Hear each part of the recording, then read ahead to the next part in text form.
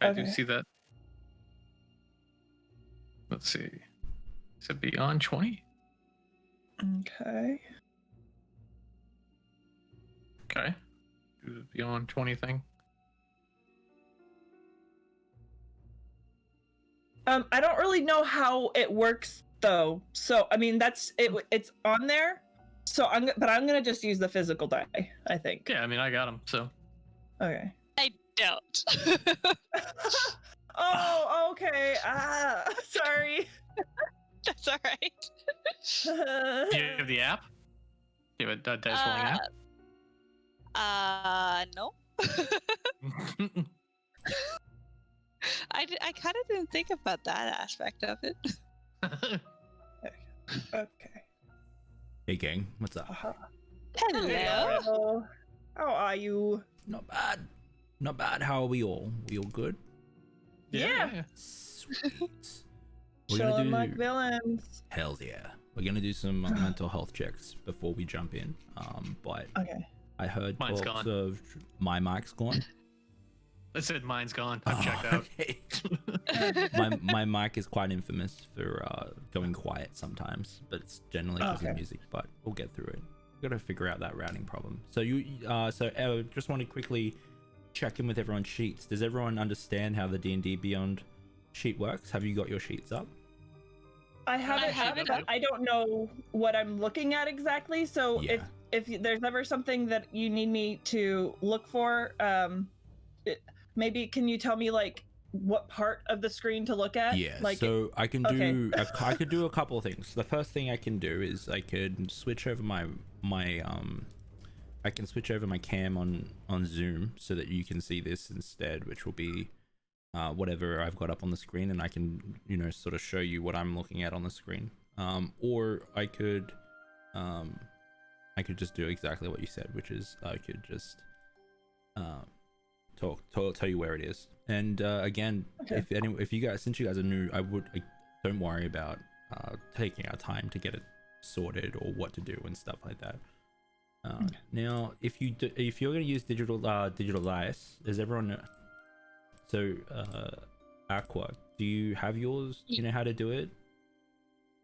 No, I've literally never done this. That's okay. So if you've got your sheet there, okay, it should be turned on already. So essentially, yeah, I can see that it's turned on. So for example, if I ask you to do a strength check, sorry. You just click Josh, the box. Yep. Lazy is telling me that your mic is hot. It shouldn't be hot. It's muted.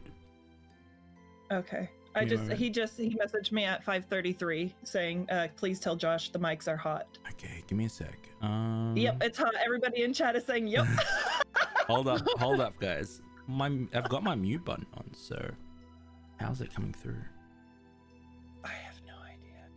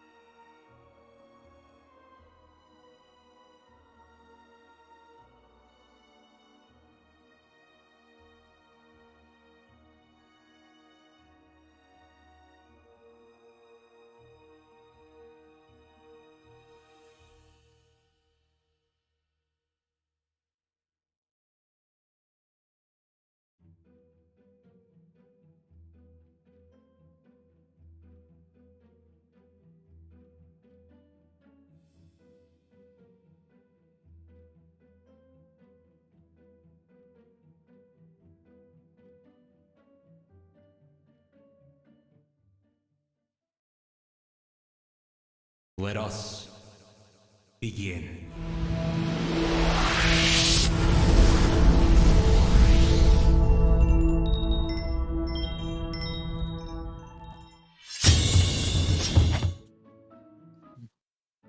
Oh, well, hi, we're here, we're live, we're on the internet, and we're about to play some D&D. D&D 101. There's that shout out for PWC. I'm hoping the mics are all good to go.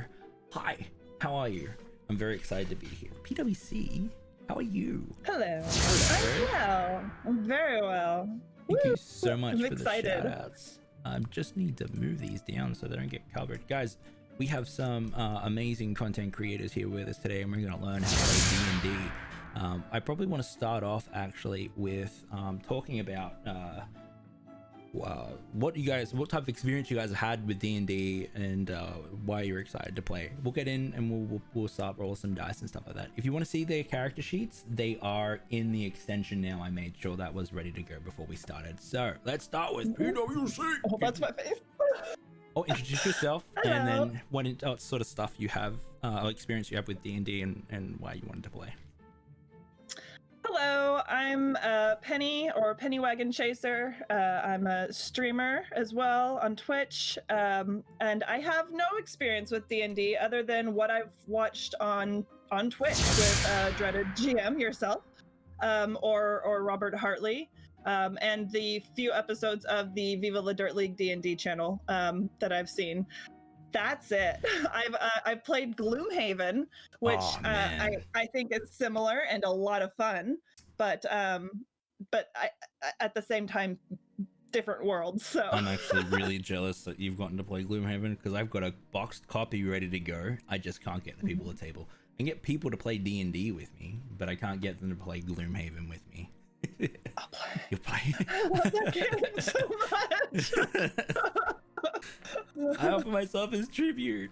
I know. It's more of like, please. I want to play it so bad. Nobody will play with me either. Hells yeah. It's hard. It really is. But I'm excited to be sitting down and playing some D&D tonight, and hopefully they are releasing the Gloomhaven video game, so we can play that. Yes. Okay. We'll get a character introduction from you after we introduce everyone else, and then we'll get everyone else's character introductions after we've introduced everyone else. So next up we have Evolved Evil. How's it going? Hi. You want to tell us a bit about yourself and your experience with D&D and why you wanted to play? Yeah, I don't have really any experience in D&D. It was something that was new. It sounded exciting, and I wanted to give it a try. You know, I know a lot of people that play it, and you know, I've had very little exposure to it. You know, I've seen people play it, I've watched some streams, but it was definitely something that interests me. So I just wanted to kind of jump in. I hope that you get bitten by the bug, and then you will just want to play all the time. It starts with one session. It really does. Okay, moving on. Aquafyre, please tell us about yourself and. Hello. All right, yeah, so I'm Aquafyre. I have literally never played before or any iteration of this, but I've always kind of been fascinated by it and just always been eager for the chance to hop in and play, so I was very excited to be able to hop in on this today. Hells yeah, it's gonna be so much fun, guys. Okay, so let us introduce the characters and then we'll get kicked off and we'll start playing. So PWC, would you tell us about your character? I've made a male Lightfoot halfling rogue named Stephen Fonts Punts. He's a young adult out in the world looking for love and adventure, and he's very set in his way of thinking where right and wrong is concerned, and I think that he's going to be a lot of fun to play. Hells yeah. Halflings usually are, especially halfling rogues. All right, Evolved Evil, would you please tell us about your character? Yeah, so I created a rogue as well, male. He's a subclass of a phantom.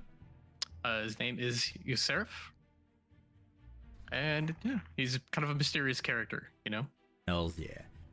So in the world that we are playing today, which is Oaknash, which is the homebrew world that we run our games in, Phantoms are a part of a faction known as the Twin Ravens. The Twin Ravens, they usually travel in pairs. So your Seraph will have their sister here with the party today as well, and that character's name is Alona, which is a intellectual rogue, still a Phantom, but quite studied. So it's not even a lot of fun to see that as well. It'll also allow me to lend a voice to the party as well, instead of me telling the players something as the GM. I can play it out as a character, which is a very handy tool to have in the tool belt. Yep. All right, Aqua.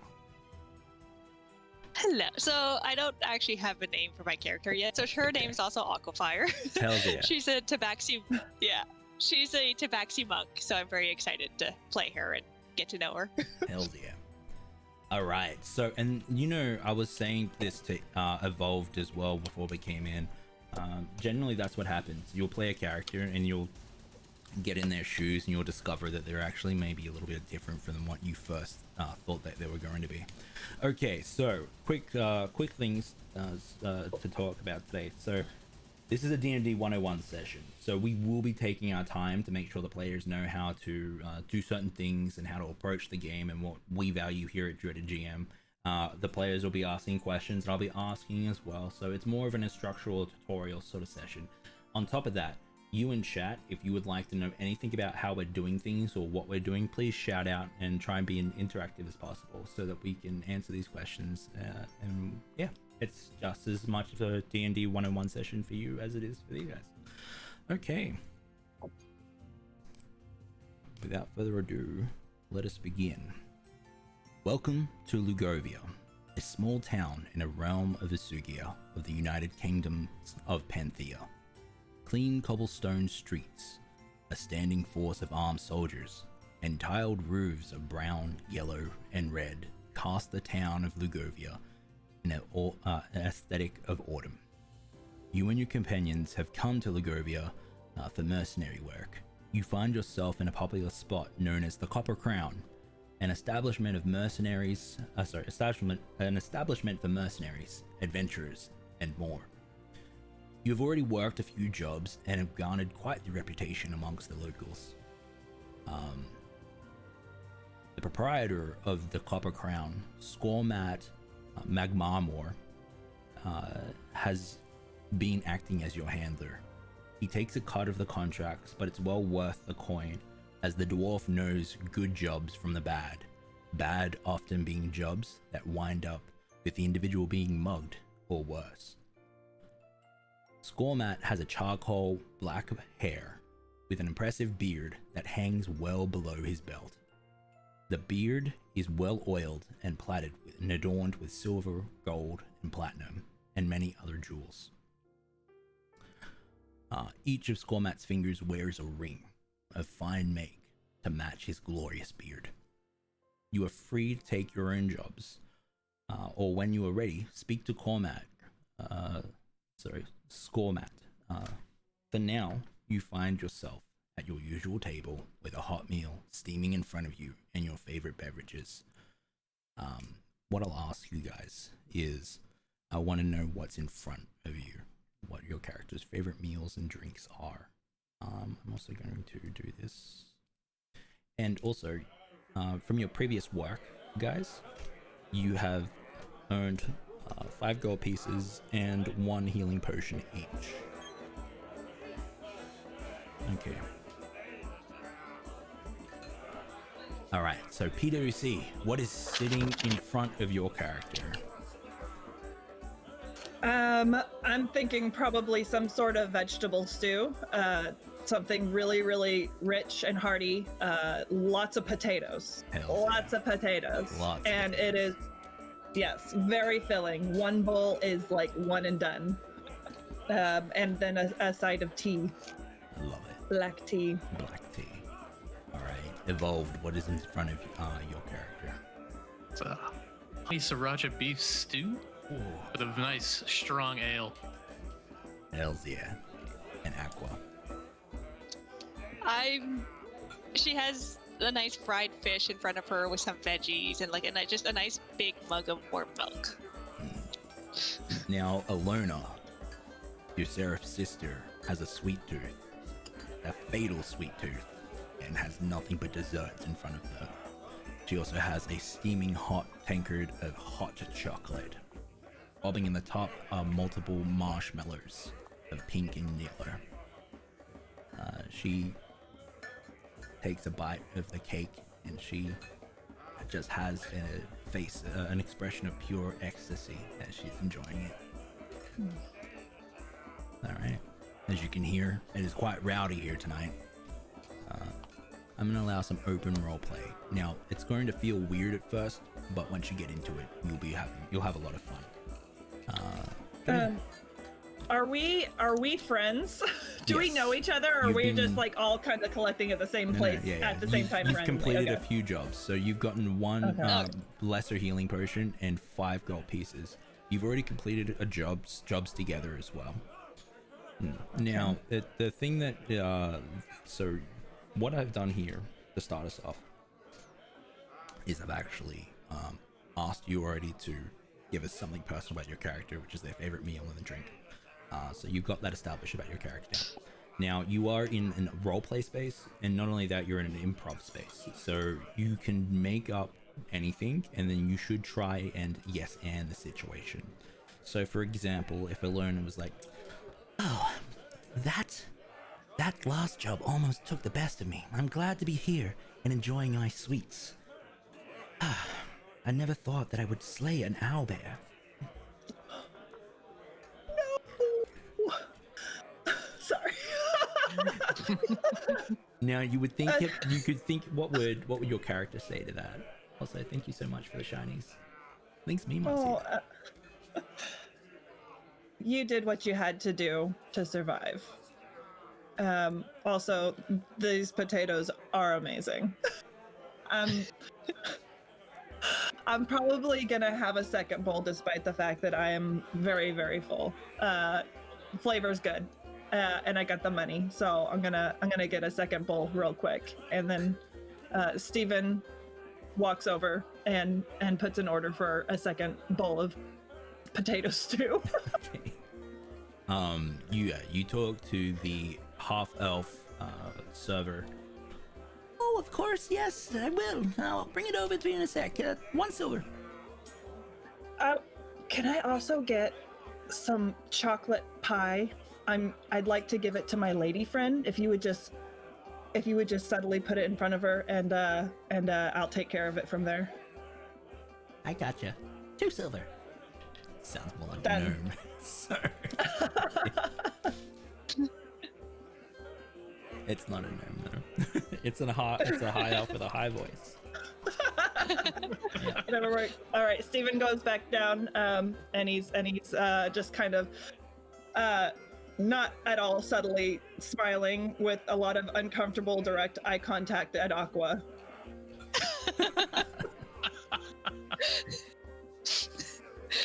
And Aqua's just kind of like staring at her fish and like picking through all the meat that's on like in between all the little bones and kind of trying to avoid eye contact. Love it. What are you doing? You, Seraph? I'm enjoying my ale. Seeing my glass is about halfway full. I gesture over for another round for the whole table. They gesture back. They've got you. Before too long, a fresh round of ales drinks are brought over, a fresh bowl of potato stew, and a chocolate pie, which is placed in front of Alona. She looks down at it and looks up at you, Pants, and has a very there's a like an expression of blushing over it. "Well, thank you, Pants. Aren't you sweet?" Oh. Okay. Also, shoot a remark over to Alona that I can't believe she was able to swear that, to take out the owl as well. I'm quite shocked myself. I didn't think she had it in her. Why would you be shocked? She's amazing and very capable of doing this. Exactly. How dare you, Yosef? I mean, like, I was in awe the whole time that bear landed a hit at all, because it was a thing of beauty what you did, honestly. Thank you. You can Full of see- surprises. Yeah. So, when do you think that we'll be going out for another job? Or do you think that we should rest first? I want to do what you want to do. Oh. You can see her take a big swig of her hot chocolate. There's a bite out of the pie now as well. If I didn't have to work, I would rather just kick back and read my books. But being out here requires coin, and so you should probably do another job. Agreed. But Uh, the night is ours. Yeah, let us... we need gold for fish. Yes, fish. She looks at you. Considering the fish. Now, is there a story behind the fish that would sort of prop up in people's minds?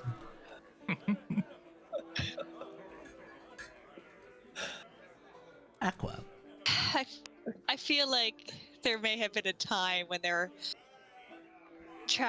resting at a campsite while traveling, and there was a stream, and she just really wanted to fish, so she just waded into the stream to try to catch it, and it took her a while, but she did eventually catch one. Yeah, okay. So, Alona will say, it's better than catching them, right, Alona? Oh, sorry, that's me, I'm Alona. It's better than catching them, isn't it, Aqua? It is. I mean, I tried to tell you that punching the stream wouldn't catch fish. You wouldn't listen.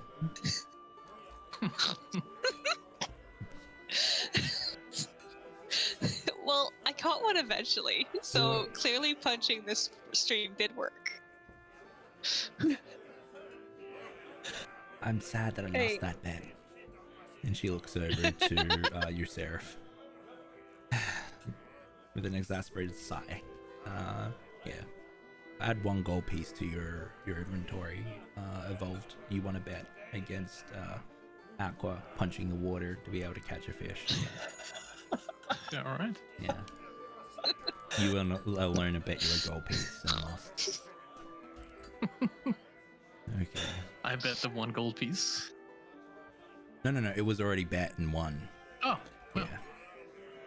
thank you. Yeah. Alona's not happy about it there. Okay. Well, this way there's more So, time for food and eating and beer. Hells yeah. Steven kind of gets more of his awkward smile and kind of dreamy eyes, and looks at Yasarif, and he says, "Hey Yosa, you know, if you wanted to be the one to negotiate our next contract, I would think that would be the way to go. You're so good with your words, man. Like, it's amazing. Just to hear you talk, even, is amazing. And if you wanted to take the lead on that, I'm gonna back up whatever you decide."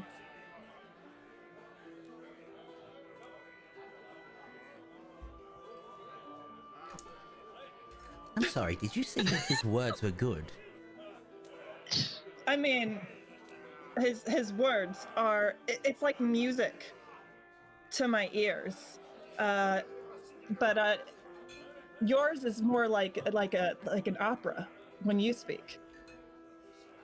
So roll a persuasion check. with what? So you'll roll. So now this is the D&D 101 part. Okay, so you need your D20. If you know which one of your dice that is, yeah. And then you roll that dice, and then you will add your persuasion modifier on top of that. So on your character sheet on the left hand side, Okay. actually it's more in the middle. So you have the left hand side panels, and then the middle, the ones onto the right of that, you'll have your skills. Okay. And My persuasion, you said? persuasion, yes. So I rolled a 1. You rolled a natural one. Yeah. Plus Alright. 4. So 5. 5. Okay, cool. So, where? Okay.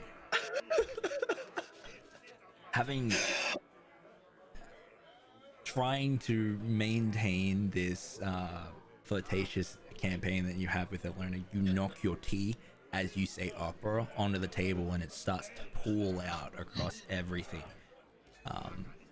As it does, the tea goes onto the top part of your thighs and burns a little bit, and everyone kicks back from the table.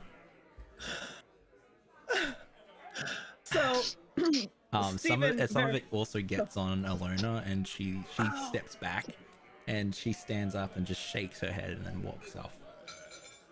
So Stephen, being the gentleman that he is, takes off his shirt and chases after Alona to try and try her off. And he's just wherever it is, and he's like, honey, don't touch me! Don't touch me! I've got tea all over me! Don't touch me!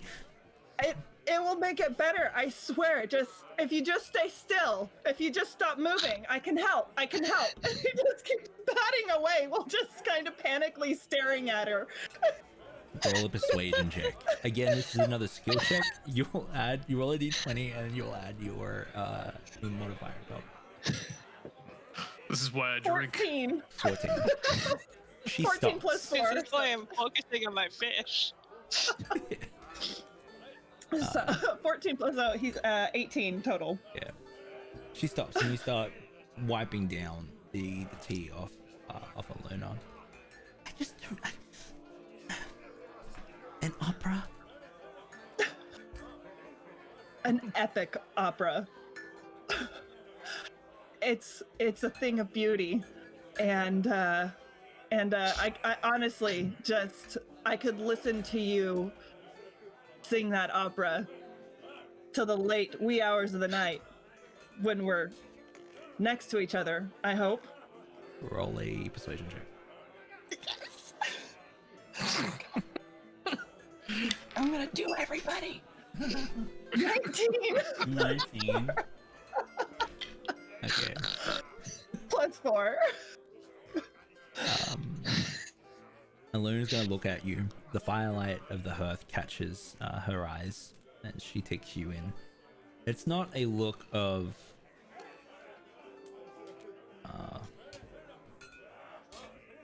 it's an expression of what's the word? I hate when I forget words. Endearment. It's almost like the expression's almost like you're trying. I can understand that you're trying. She's patient with me. Yeah. So Alona is going to look at you and with a wry smile ask, "And what operas have you heard or seen?" Oh, I think I could write them just from listening to you speak. It's pretty smooth. It's pretty smooth. Stephen has no ability of reading his audience, and he's just gonna keep going Right. until something lands. So he I tell you what, Stephen, if you write me an opera, this may happen. And then walks away. rock opera. Got it.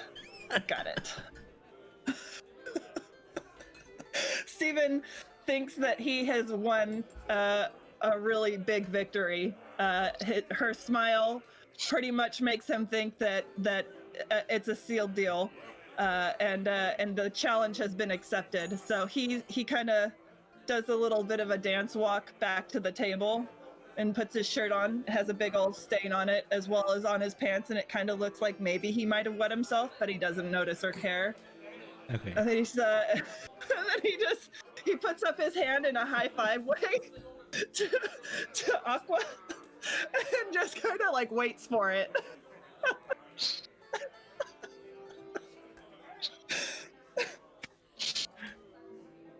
You gonna leave her hanging, Aqua? Yeah. You can leave him hanging. I think I'm in love, guys. I think I'm in love. As you all, I'm sure it's love. as you all sit here, the half-eaten chocolate pie is soaking in the now drenched table. How did you guys react to this whole scene?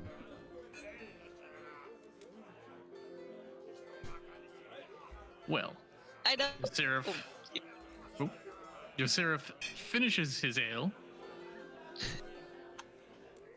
looks over to the unfinished drinks that my sister has left, slowly reaches over and pulls him to himself. If she's not going to drink it because she's clearly turning in for the night, then I shall take these. But I do think we need to figure out our next motion, our next job. You're right, sooner brother. rather than later. You're right. 100%. Because we definitely need to calm down Stephen Fance's hormones. We need to get him back into combat. Yes, we do. Before we lose all focus of what we should be doing. Steven just kind of keeps smiling to himself, and you can kind of see that he's kind of trying to come up with lyrics to some sort of grand song to sing. And then he gets real frustrated, and he just kind of keeps mumbling to himself, and it's kind of clear that he might not be the best person to initiate contact for the next job, as he's fully consumed in his quest to win Alana's heart, or Alona's heart. Alona, I don't even know her name. Oh. Names are hard, bro. Names are hard. Am I right? Oh, You're just ignoring dear. it. Everyone's just ignoring it. All right. And then he just goes back to trying to come up with some sort of song. Though he has a lute, he's not actually very good at composing music, so he's working hard on it. And the team, it's pretty obvious to the team where his head is at. One of them. Yeah, there's only one brain currently working at the moment, and it's not the one needed for lyrics. Love it. Okay. So, what would you guys like to do now?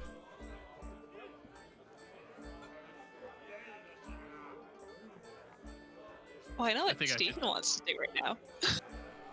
Yeah. So, when I you think I guys should talk to the barkeep to see if he knows of anyone with any quests or requests that need filling. all right, you start heading over to the barkeep, and you can see Score Matt there. His black beard catches the firelight, as does his adornments as well. You can see that he's currently writing in what looks like a ledger. Without looking at you, you'll say, give me a moment. You're Sarif. Look for work. I am. Okay. What do you have currently? Your ledger. I have three jobs.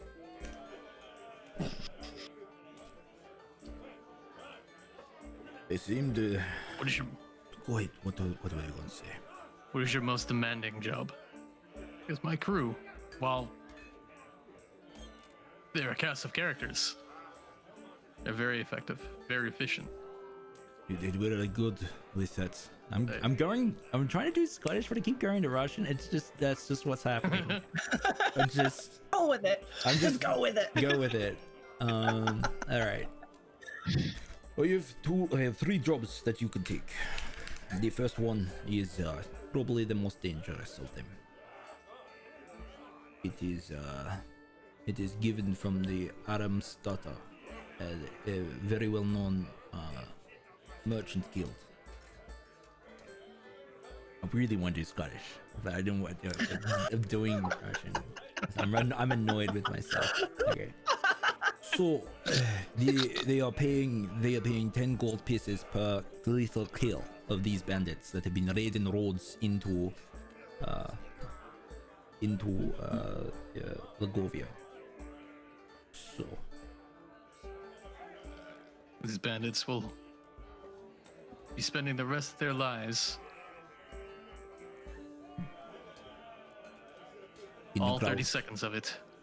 Okay. I accept.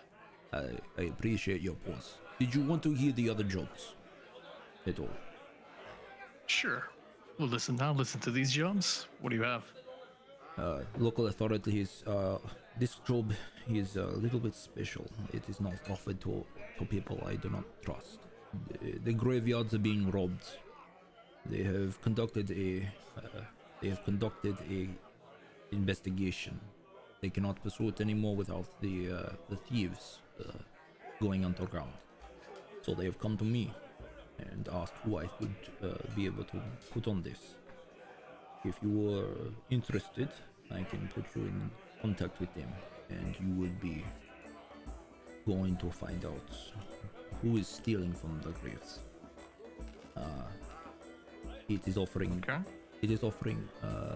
100 gold pieces for each person that signs up.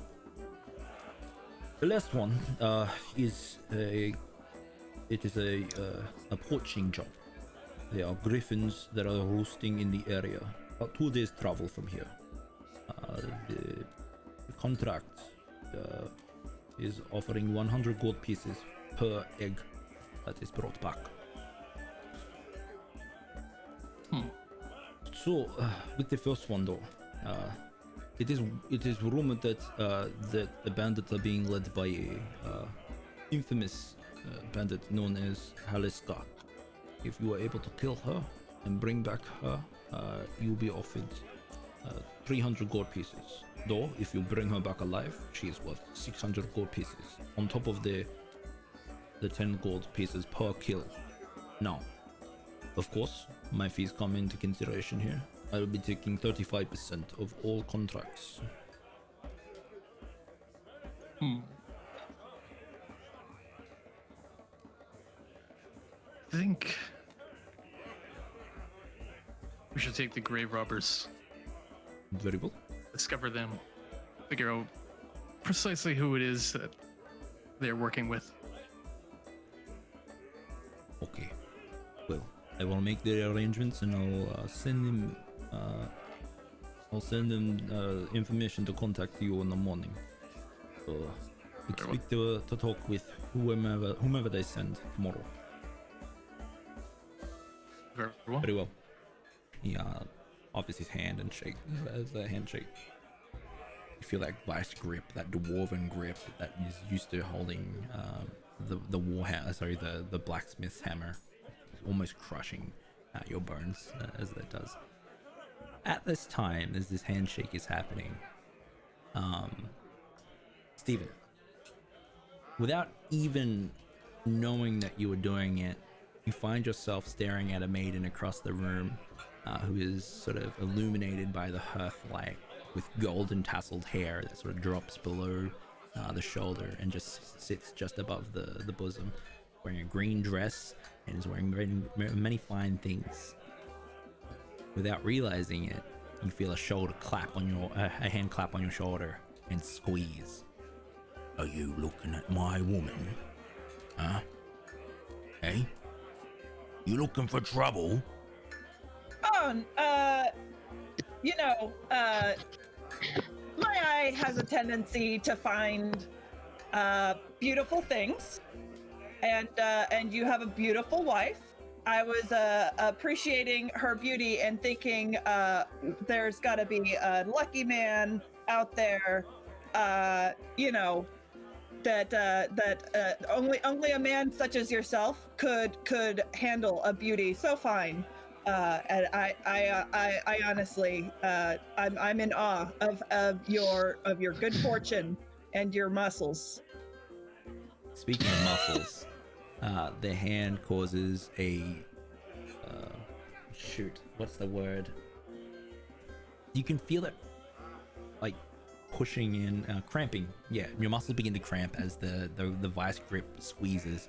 Aqua, you can see the knuckles go white as this grip is increasing. You can smell the alcohol on this individual. You speak a lot. Roll a persuasion check as he considers what you're saying.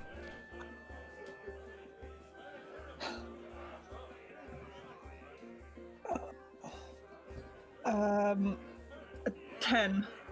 Let's see how you speak with a broken jaw. He pulls you back and he's going to try and clock you in the face. How? So does he still have a grip on my shoulder as he's doing this? He pulls you back and then he's going to hit you with his other hand. Okay.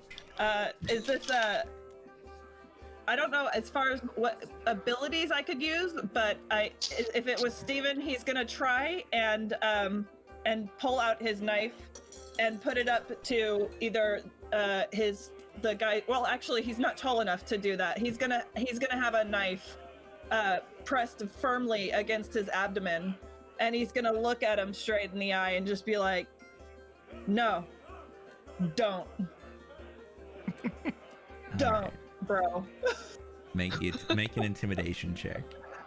So with another D20? This is another skill check. Yep. D20 will be your most used dice. So if you ever want to spend money on a fancy dice and you only want to buy one, get the D20. Just like my Mammoth Ivory D20, which is my fancy dice. 19. 19. All right. The dagger glints in the firelight as he considers punching Steven in the face. Hand is held back heavy, and you can see there's that white knuckle as well. Alright. Don't look at her. He steps back and then moves towards. Of course, mate. My bad. We're cool. I swear. Cheers. Eh? Nah. Shakes his head and moves over towards where your wandering eye was, and then just looks back every now and then to make sure you're not looking. Okay. Aqua, Steven. I was definitely tensing up during that whole exchange, wondering if I was gonna have to step in. So like now that he's walking away and no one's starting to fight, I kind of relax a little bit back into my chair and go like, okay. Amazing. It's then that you see. Steven's kind of back to his thing. He's still rocking out. He's still composing his rock opera. Amazing. You see that your Seraph is making his way back over now. Sits down. The table is still drenched, by the way. Oh yeah. My pants are still wet too, Mr. Fence Punch. Trying to shake off my plate. As I see Yosa walking up, I'm be like, "Hey, bro, did you have fun over there? I'm doing the thing. I got a good start. Did you learn anything new? Are we doing something? What's going on?" Yes, I have a job, but I see you very good at making friends with the locals. Yeah. I think that I'll get an invitation any day now. Any day. Yeah, we're friends. He's cool. He's a good dude. He's just looking after his woman, you know? I'll find out in the morning more about the plan, the job. It looks like we're going to be going after some grave robbers. Grave robbers. Mm. Did they say how many? All the graves. All We're of not them? sure all the details quite yet, but come morning, we'll have as much information as we need to get started. Steven kind of gets You should quiet. probably change your pants. You're soaked right through. Steven gets quiet and kind of ignores the comment about his pants. He's totally just kind of made his comfort with his wet pants and stained shirt. and he kind of gets uncomfortable, and he kind of looks at his friend Ayotha. Like, did we have any details? Is this his family's graves that are being robbed, or We do have we have none. anything? We have none. We'll have it all in the morning. And Steven kind of looks troubled for a moment, and then kind of immediately starts sinking back into his song because priorities, and then kind of just nods along to it. He trusts his friend. Well, I believe we should get a night's sleep. We'll start first thing, at first light. That sounds good to me. Amazing. So, okay. Now, is there anything anyone else wants to do? Before Alona makes her way back to the table, he kind of snaps out of it and is feeling a little bit. Actually, it's hitting him that he might look, not his best. So he instead of really dapping anything on his pants, he starts fixing his hair a little bit, and and then he just kind of tries to pull the chair out for her, and says, how much I'm excited that you're back. I hope your clothes aren't ruined. I have a second shirt if you want to wear my shirt. So we'll say that this is in the wee hours of the night before you've retired. You guys are staying here and have rooms, but Aluna's found herself down here, in the quiet of it all. Generally, the Aluna would come out and read in the open, in the ambience of the quiet hearth, or anyone else that might be around, instead of the thrumming dinner crowd that you usually hear. Aqua and Yosa, would you be here in the quiet hours? No, Aqua, as soon as she could, kind of retreated up back to the room they rented or wherever, so she could get as much sleep as possible. Hells yeah. Okay. And what about you, Yosa? I'm just finishing my meal before He's a slow eater. turning in. I'm very calm, collected. And you can see that as you offered your clothes to another shirt to change into, Elona's like, no, I changed already. I've calmed down and already forgiven you for that. Cool. Yeah. How's that? I'm making new friends. You made new friends. I made new friends. There's this big dude over there, and he has a really lovely lady friend. I think we'd all get along one of these days, and maybe we could go on a double date or something. You can see that the guy has passed out and is currently snoring. But the woman has already left and probably went home. But yeah, he's snoring and just he's got a tankard in his hand and he's drunk himself into a stupor. He's a good guy. He seems like a drunk Steven. Hey, I mean, he was thirsty. He had a lot of fun. But what? He probably just dancing with his woman, I'm assuming. He doesn't look like a dancer. I think she dances around him like a ballerina. She's got a very. She's a tiny dancer. Yeah, she's a tiny dancer. Yeah, she's got a very petite form, and beautiful face. So I think that she could, if I were to actually write an actual opera, she would be in it. You don't always have to say nice things about people. Oh, well, I call it like I see it. I have no problem saying nice things. I have no problem telling people they're a piece of shit too, but I don't see that. So he's kind of like your new best friend or something then? Nah, but I could totally see us double dating with them. Oh. They seem like they'd be a fun group. What was his name? I didn't catch his name. But we're double Names dating with are- him? Yeah. I mean, does that mean you accept the invitation for a date? I would at least want to know the name of the person I'm dating, yes. Hey, my name's Steven Fanspants. I know your name. You, He's passed out. That's who you. That's Oh, who you- you're dating. Me. I said when the opera was done. How's it coming along? Have you got your first set, your first piece? What's the story about? You know what? It's a love story. Actually, I'm gonna basically make it about us and telling you exactly how our future is gonna be laid out in front of us. And I can see all of it now. May I read But it? I gotta hear the music. I gotta hear the music to it.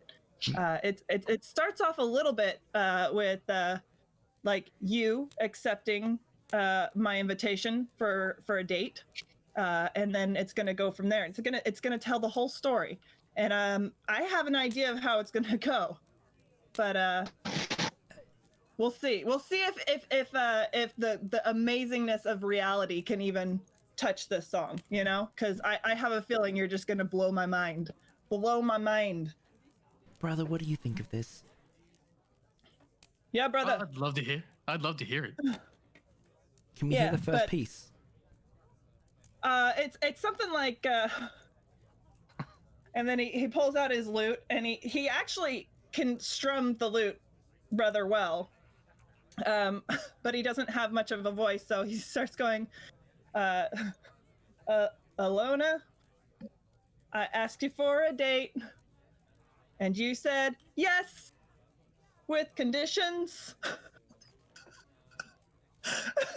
And then he just kind of stares at you, keeps strumming, and he goes, that's it for now. I mean, it's catchy. Alona, I asked you for a date. You said yes, with conditions. It's Yeah. catchy. Musical. Out of your voice. Musical. Well, you still have a lot more to go, but I'm excited to hear what you come up with. What about you, brother? What did you think of that? Oh, I think it's fantastic. I can't wait to hear the finished piece myself. Yeah, How could you possibly resist such a starting strong. serenade of love? It's Yeah. yep. I'm inspired. I've been inspired. I spent hours on that. I'd love to see her. I'd love to see Steve Fanspants perform that for the bar once it's finished on their stage. This is a serenade, friend. This is a serenade. This will be for my my Alona and I. I mean you too, because you're my brother. If you, hopefully, eventually, you know, like if things go well, we're gonna be family. You know, cause your sister and I, you know, and he just he doesn't really get that you're just getting more and more like quiet, and so he just keeps waiting, and he has this really blank smile on his face. As you guys sit in the awkward silence, Alona's gonna go, I guess I better go to bed. Good night, everyone. Gets up and then is humming the tune as she heads upstairs. Good night, Alona. Good night, Yorsa. Good night, my love. Good night, Stephen. All right. We've just had a quick question. Andy has asked, as a GM, what do you use in the stat block to determine a player if a player character is successful against an NPC/monster using their charisma? There is a very interesting stat block in a segment inside of Tasha's that has dealing with monsters and charisma. Generally, if they're using charisma, you can just set a DC considering the situation and what the monster is doing, and then adjust that way. So that is probably what I would recommend doing, is saying, okay, this guy is clearly drunk. He is very upset with him, Stephen, looking at the woman across the room, and he is probably going to punch, throw down, even if there was a dagger produced. But with a 19 intimidation, you back down. So it was really well rolled. Yeah, so check out Tasha's, and also consider just using DCs. It's better to move forward than just put too much thought into it, because flow is very important.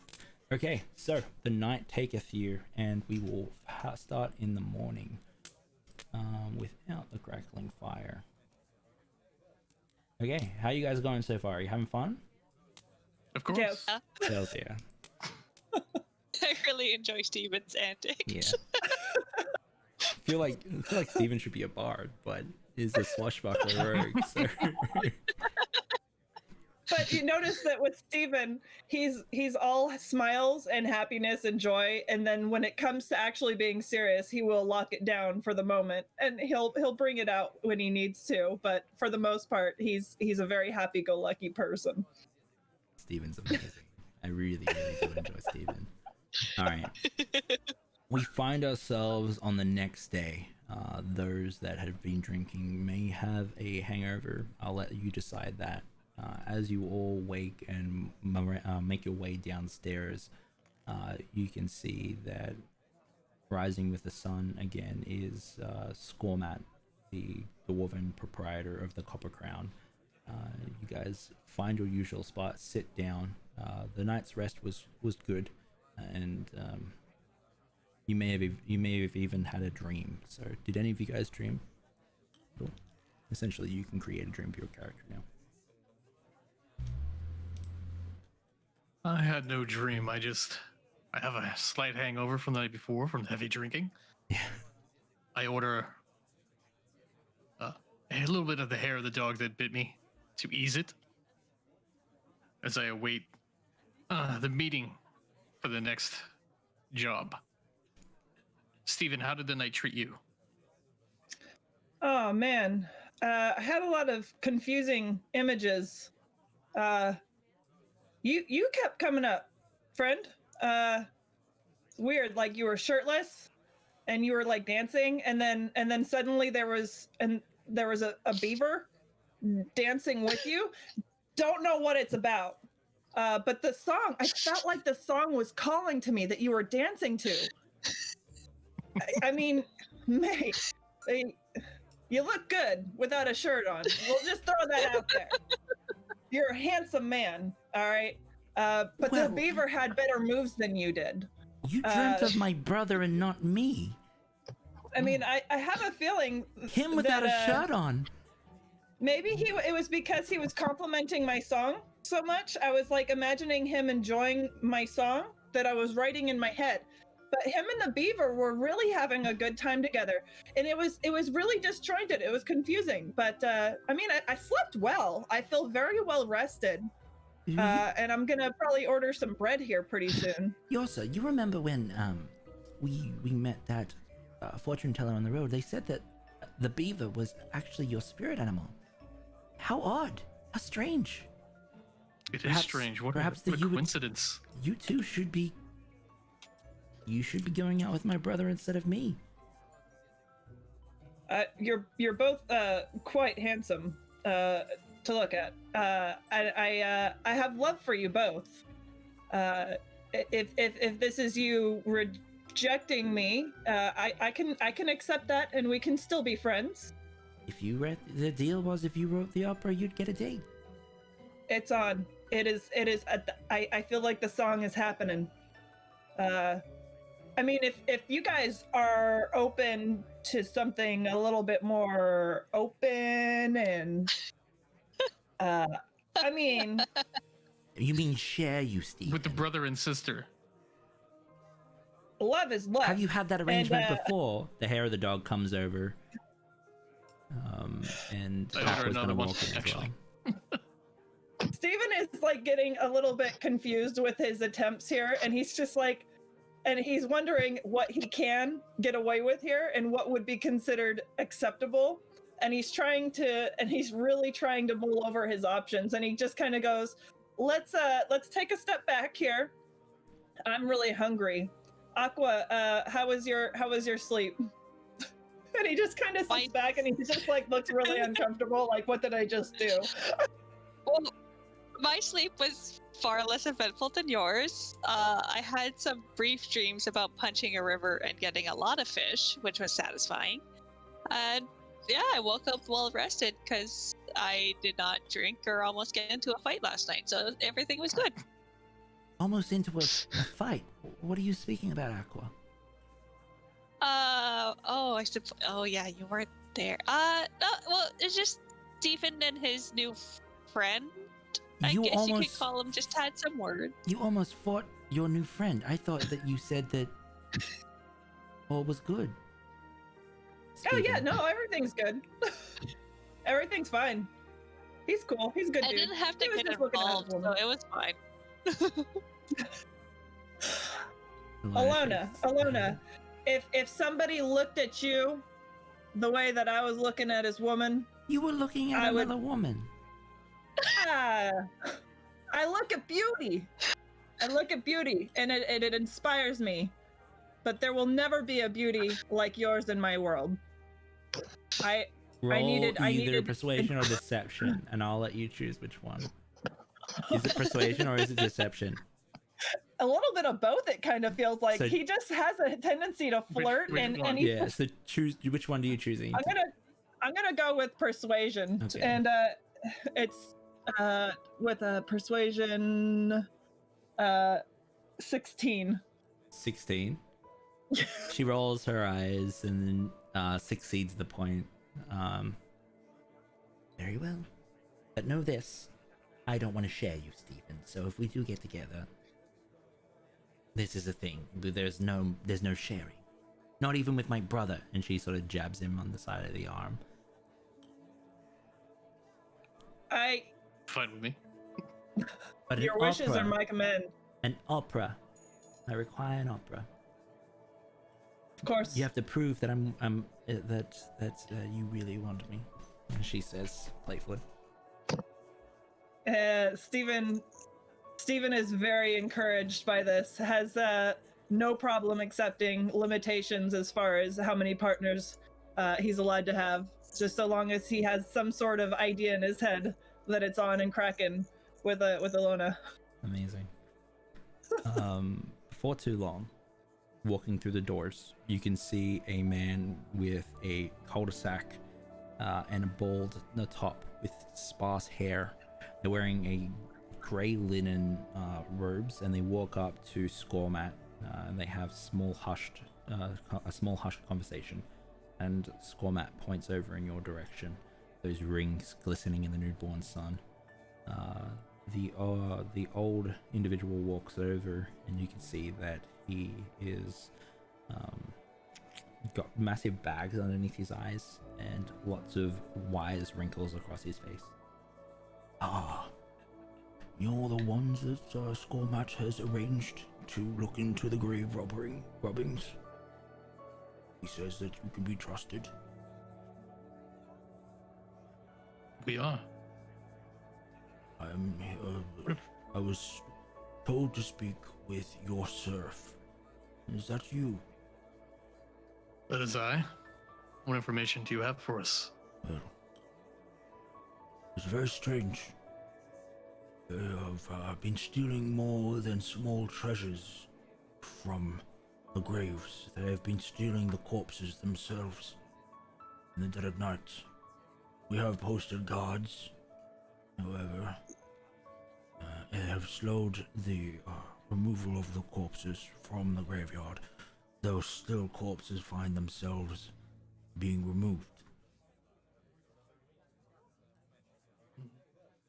He's gonna look across to you and see that you are wearing a silver necklace that is in the shape of a raven, and the same of Alona. Oh my! You're twin ravens. You've done work with the dead before. I'm so We are glad. comfortable with the deceased. I'm so glad that you have signed up for this job. Yes. We have gathered much intel, and we believe that the corpses are being brought to a cave about a day's travel from here. If we send anyone out there, there's a good chance that they will disappear, and we won't find out the true deal of why they are removing the corpses. So we are hoping that you will travel out there, gather what information you can, and then bring it back to us so that we can act accordingly.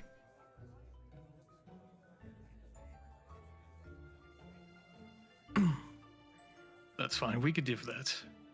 We accept the position. We accept the job. We will find out who is doing this, for what reasons, where they're taking the bodies. Thank you. We'll stop them. We will give you beasts of burden, horses to help you travel faster. So hopefully you'll be back by nightfall. Make your believe we shall. preparations. I would also prepare for combat just in case. The bandits have been quite active as of late. How many bandits do you think there are? There's a good number of them. I would say perhaps 50 or so. They cover a large range of the roads. I wouldn't bring any valuables with you unless you wished to surrender them to them. They will probably try to take your horses. Perhaps if you offer them gold, they will let you pass. Though I cannot promise this. Well, we shall see. My crew is exceptional in all their skills. Persuasion especially. One in particular. I dare they try anything against us. I have faith in you, Raven. I believe that you speak truth.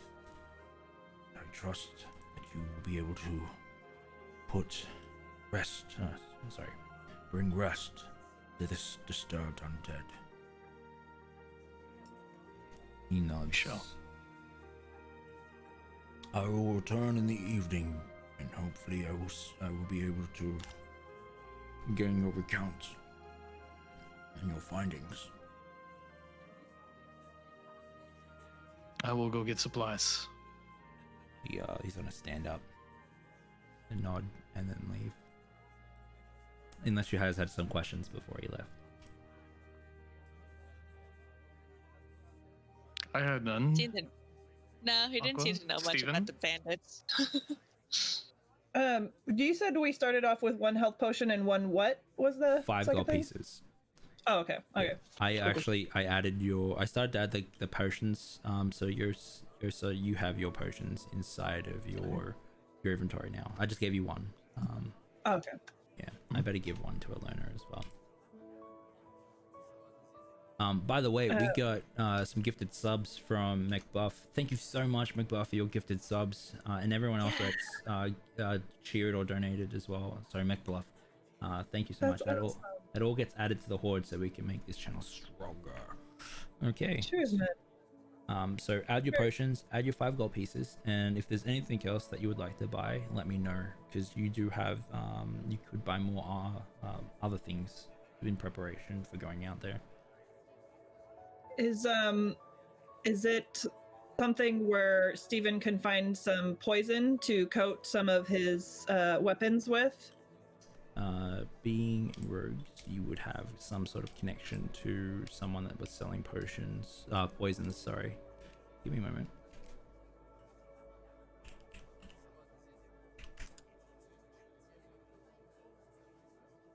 Okay.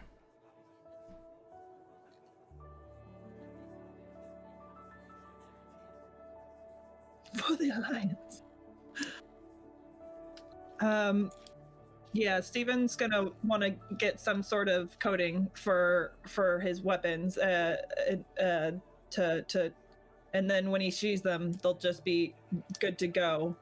He likes to be prepared for something maybe to either like a damage over time type poison or something like a paralytic type effect. Yeah. Okay. I think that he would go for the paralytic one because it might provide an opportunity for interrogation if that's what needed to be done. All right, dope. Does anyone else want to buy stuff?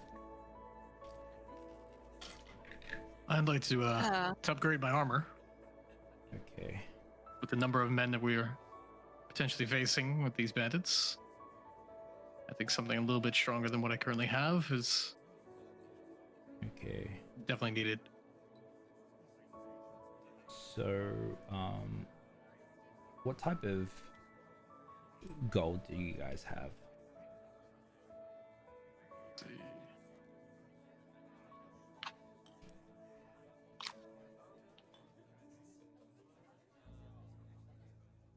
Are you talking to me too? Oh yeah, everyone. Okay. Where do we find that? It should be.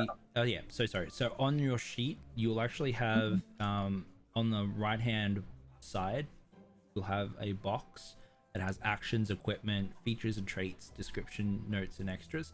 If you click equipment, it'll say your currency up in the top right corner. 5 15 gold. But I had 2 silver spent yesterday on getting the pie. So is there a way I can adjust it here? If you click on it, you can actually put there'll be adjust currency. If you type in 2 and then remove, it'll remove the silver from it. Now remember, you also want to add 5 gold as well. So after you do the silver, add 5 gold. So we had 15, but you'll have 20 then, right, Yorsa? Correct. Yeah. Okay. So seeing that the party is predominantly rogues, I'm going to say that you guys have an underground connection that you guys deal with like poisons and armors and the like. This individual's name is Barnum. Bahnun, Dal. So that's Dalal. They are a elf as well. Or you could speak to Scormat, the handler. So Bahnam is who I'm. Barnum. I'm gonna stick with Barnum. Yeah, Barnum. Okay. All right. So I agree. rogues have this thing called Thieves' Cant, and what Thieves' Cant is a special way of communicating with people that know Thieves' Cant. Sometimes it's small signals, other times it's codes and the like, but it allows you to communicate with other rogues without anyone else sort of cluing in. I'm going to say in the town of Lugovia, there is a dark alley where if you place a lit candle inside of it, and give it 20 minutes, Barnum will show up. So you find yourself in this darkened alley and you light the candle and then you remove yourself, waiting the allotted time. You see the candle extinguish and you know that this is the signal to arrive and speak with Barnum. I'm going to say that Aqua, you're known to be working with these individuals, so you know that you can go and meet Barnum if you need. Would you like to accompany these guys? Yeah, I would actually, because I feel like we should stock up on healing. Yes.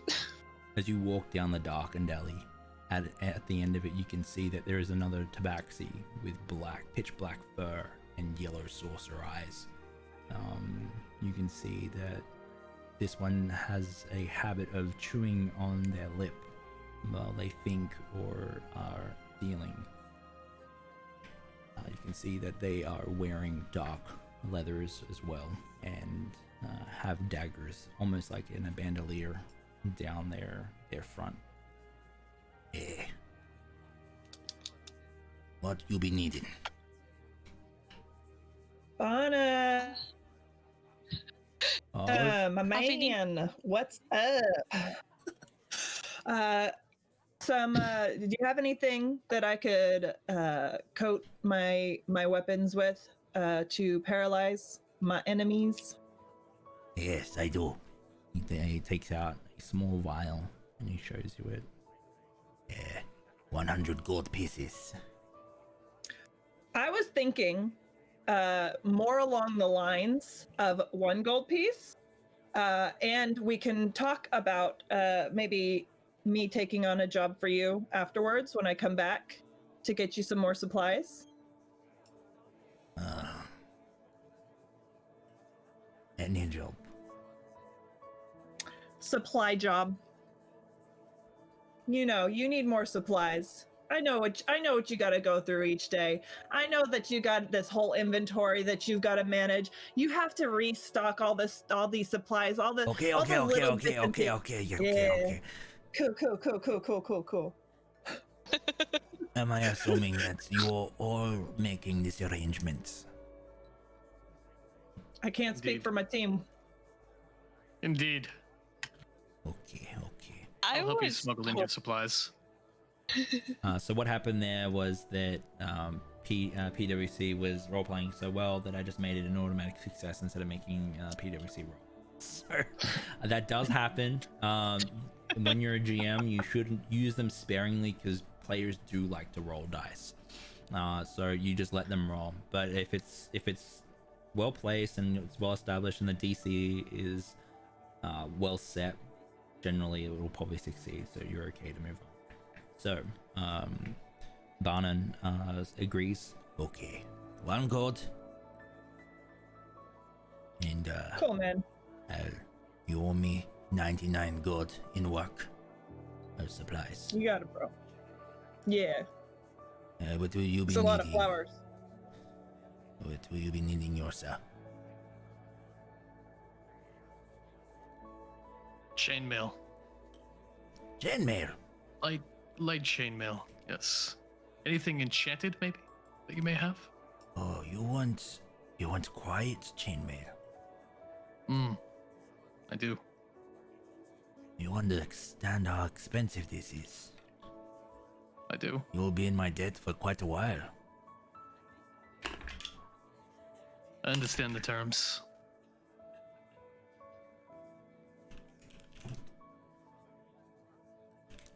What is the amount of this item? Mithril How quickly chainmail can is you very get it? expensive. No, sir.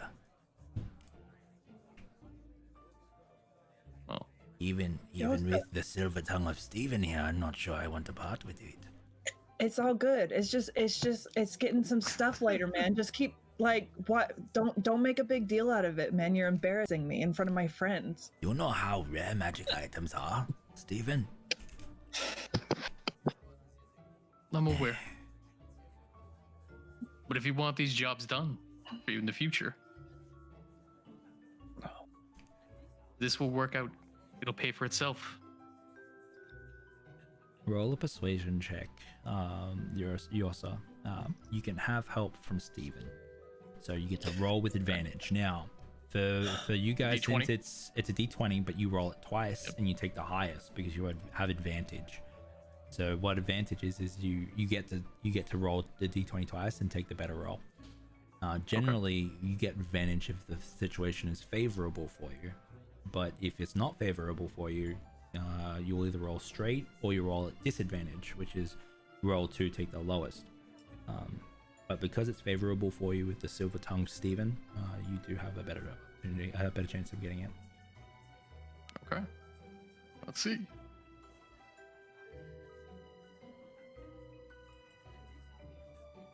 It is a 6 and the second roll. Good luck. 20. Oh, nice. Okay. I will give you this, but you will owe me 400 gold pieces. Sounds I like a good accept deal, man. these terms. What about you?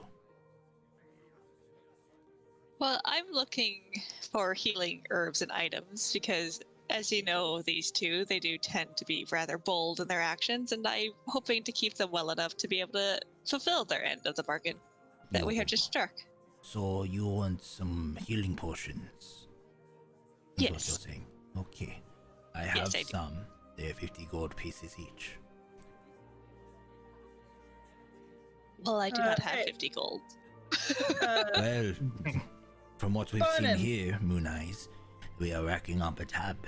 So if you would like some, I could give you them. Barnum, Yes, Stephen. buddy. So these healing potions, are they basic healing potions, or They are we are. talking about maybe some additional benefit potions? Can we get like the back of the room options as well? for my lady friend here. Trust me, Stephen, I think that these portions will be more than enough for you. Ah, all right. I trust your friend. I trust you.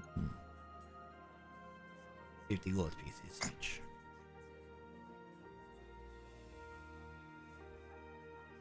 In that case, I'll take 6. 6.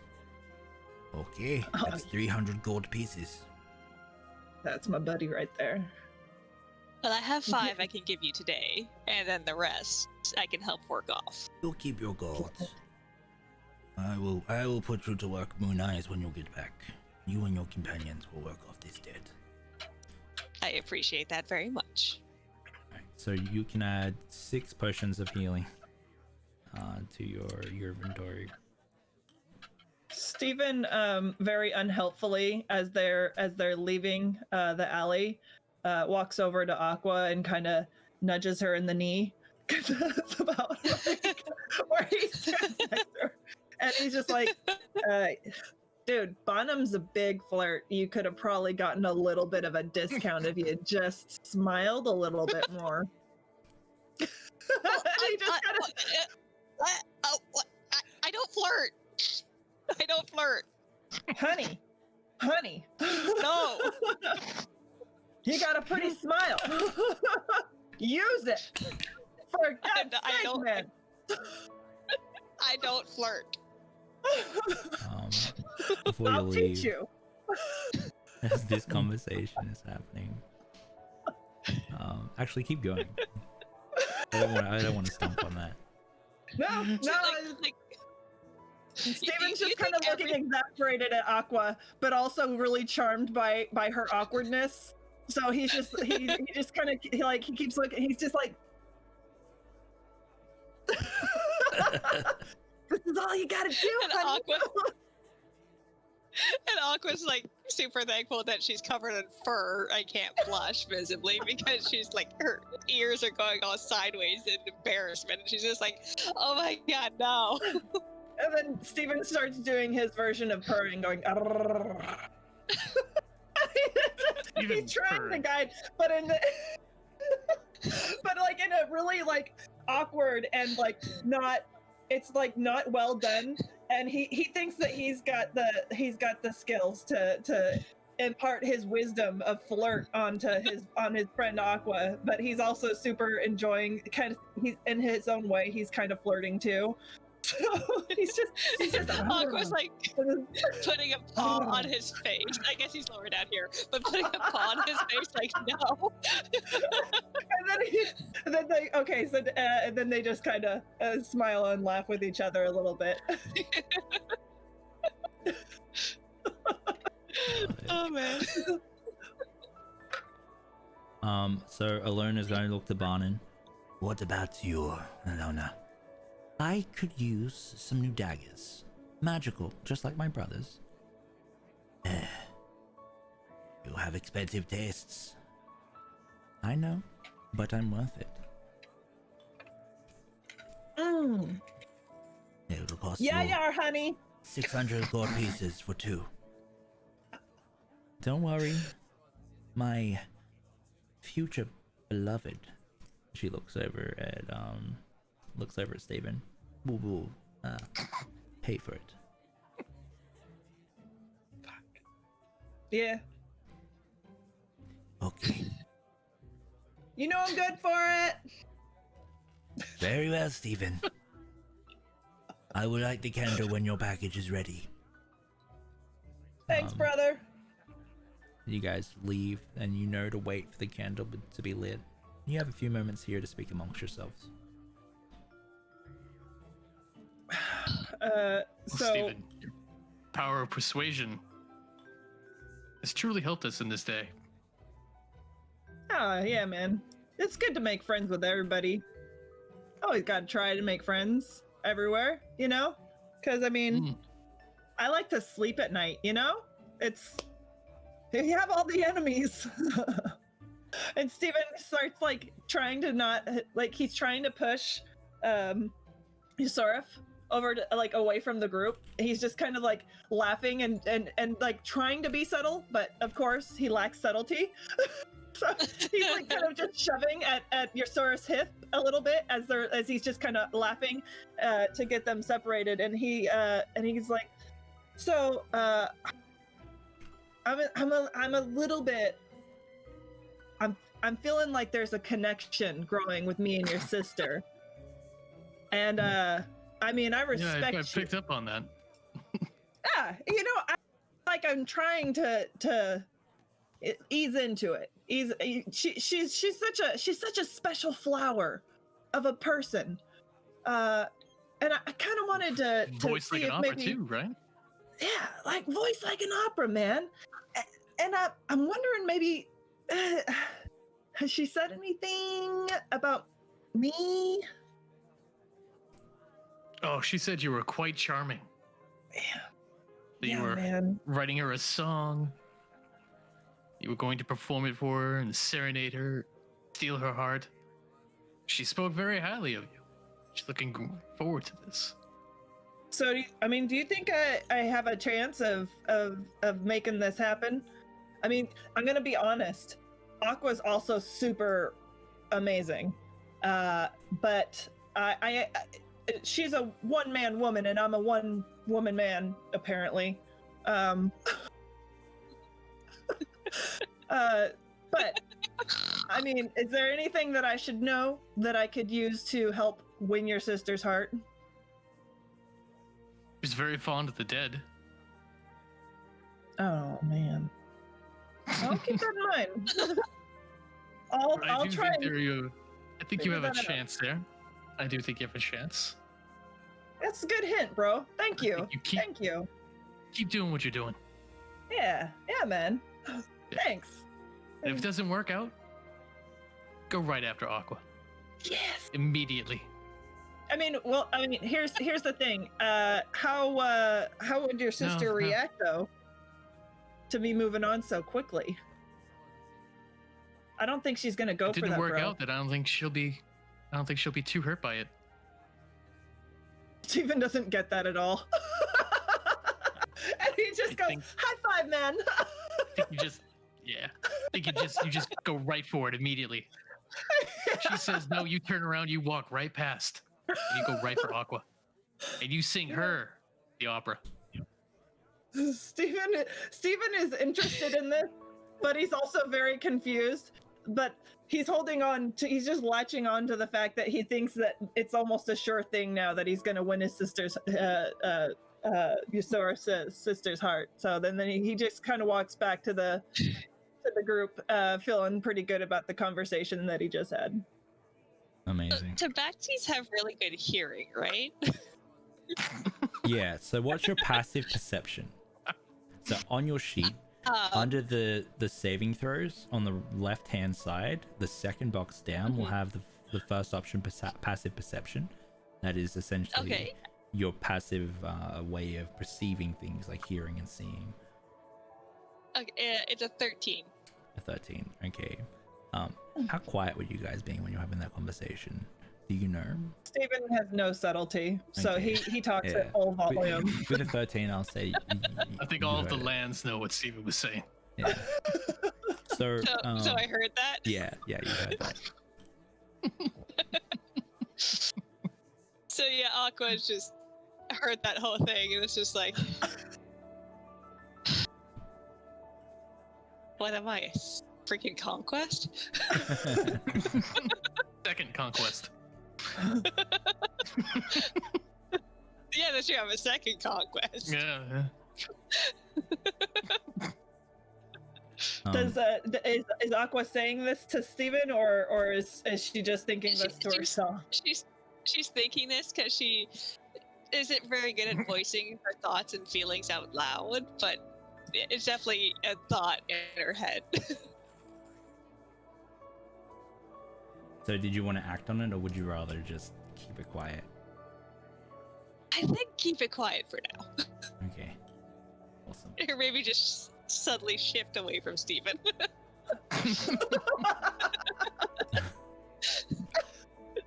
Amazing. Okay. So the candle ignites in the darkened alley again, and you know that this is the moment that you can go collect your parcel. The coins have already been exchanged. As you walk down the darkened alley, you can see that there is individual parcels for all of you to pick up your goods that you've ordered. Now, for you, Yosa, you're going to add mithril chainmail to your inventory. So what you need to do is you need to click manage equipment, and then you need to go, it'll have that there. It should have add items. You just need to type in MIT HRAL and then chainmail, which is the second option down. Yep. Sure. Yep. You just need to hit that there and you should be good to go. Got it. All right. And then that was what you ordered. Now for the same thing for Steven, what you need to do is you need to go to equipment, manage equipment, and you need to type in poison. And there should be a basic poison vial there. You just need to add that to your inventory. Now what that does is you can use this vial to coat one slashing or piercing weapon or up to 3 pieces of ammunition. Applying this poison takes an action, so you can do it beforehand. A creature hit by the poison weapon or ammunition must make a saving throw, which I'll handle, or take 1d4 damage. Once applied, it retains the poison for 1 minute. So you can poison one blade to do extra poison damage for a whole minute. Okay. Yeah. Now you just add that to your inventory. Now, the same thing for you, Aqua. You just need to go to the once you have that add items up, it's in inventory, manage equipment on the right hand side. You just type in potion there, and then you need to add a potion of healing, and then you just do that 6 times, and then I'll check your inventory when we get back. Now we're gonna take a quick break. Sorry, go ahead. Yep, is it okay? Yeah. Oh yeah, it's okay. Yep. Okay, go. You got it? Okay, go. We're gonna take a quick break. 10 minutes. We'll get up, stretch, get a drink, and then we'll come back and we'll kick off the second half of this adventure, which I'm super excited for. All right, we'll see you guys when we get back. Are you guys having fun? Do you want to say anything before we? Absolutely. Yeah. Your characters are dope, by the way. They're so awesome. It's a lot of fun. Yeah, they're so much fun. Okay. Oop. It sounds like a buddy comedy movie. Takes place in like a fantasy realm.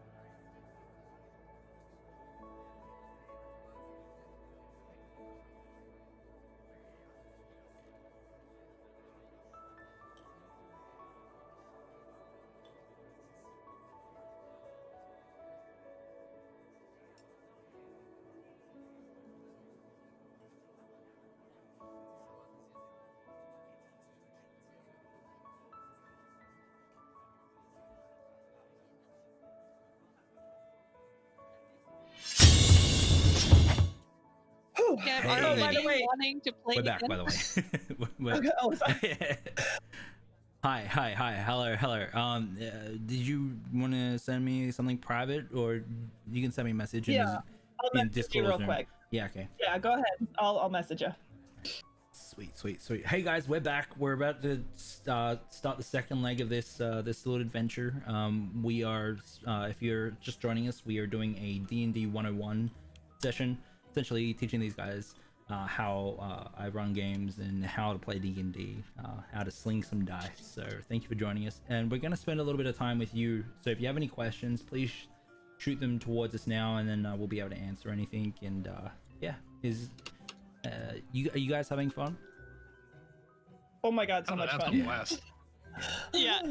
Yeah. Huge fun. You guys have been bitten by the bug now. Yeah. Uh-huh. We're not even finished Yeah. today, and I already want to play Are you again. going to try to mate with the I'm bug? like, I'm thinking I'm keeping Steven. Yeah, Steven's amazing.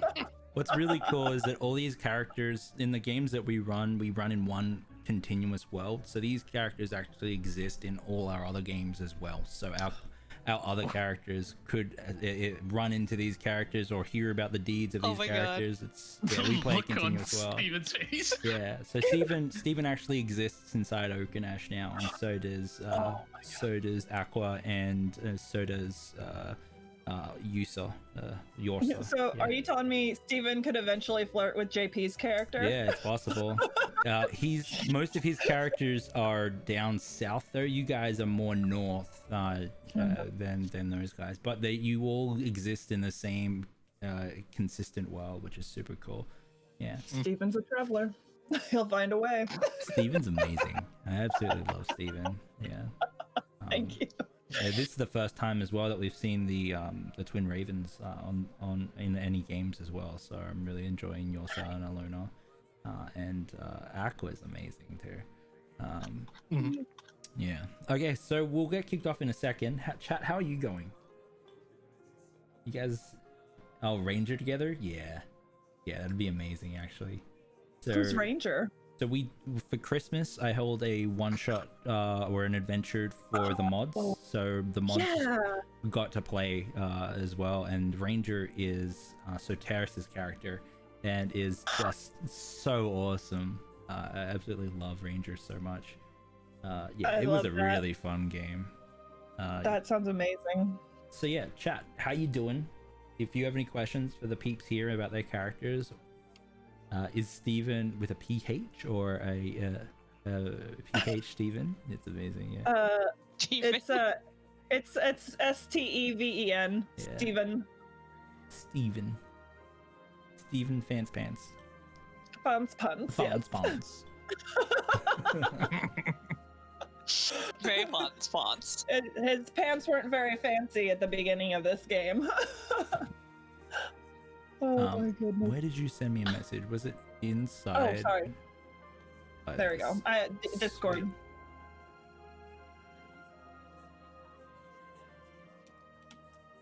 Sweet. All right.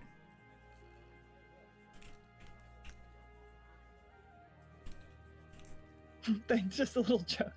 I'm creating a character for Pathfinder. Oh, see, look what we're doing. You did this. Look what the D&D 101 is working. We've got Yeah. Harissa making a character. 100%. Pathfinder is awesome. Pathfinder is more crunchy than D&D, so it has more rules to it and more things to take into consideration. But D&D is more story and character open, so you can do a lot more with D&D narrative wise, where Pathfinder is for those people that really want that rule set and that crunch and that structure. Both really, really great. Yeah. I'm having a bit of difficulty because I have only made a D&D character, and apparently they are different. They are. They have a lot more that goes into it. But I'm hoping we've just started up variety nights here, so every Thursday we have open slots now instead of doing the weekly wrap up, and once a month we do a monthly wrap up, and that just allows me to do one shots and other systems. So we might be bringing some Pathfinder here hopefully soon, which would be cool. Yeah, okay. It looks like chat, do you have anything you want to talk about before we get started? So I'm hearing background. I think I know what that is. Thank you so much for the follow, Maxis Green. Whoosh, let us begin. Let me just turn off this Siren's Key. Now, did you guys have any questions about the game so far? I was just mentioning on break how I'm curious about the difference, because it seems like with the social aspect of D&D, with the role playing, we're able to kind of just jump in, and kind of go do our back and forth, and I can bring people in just by kind of engaging with them.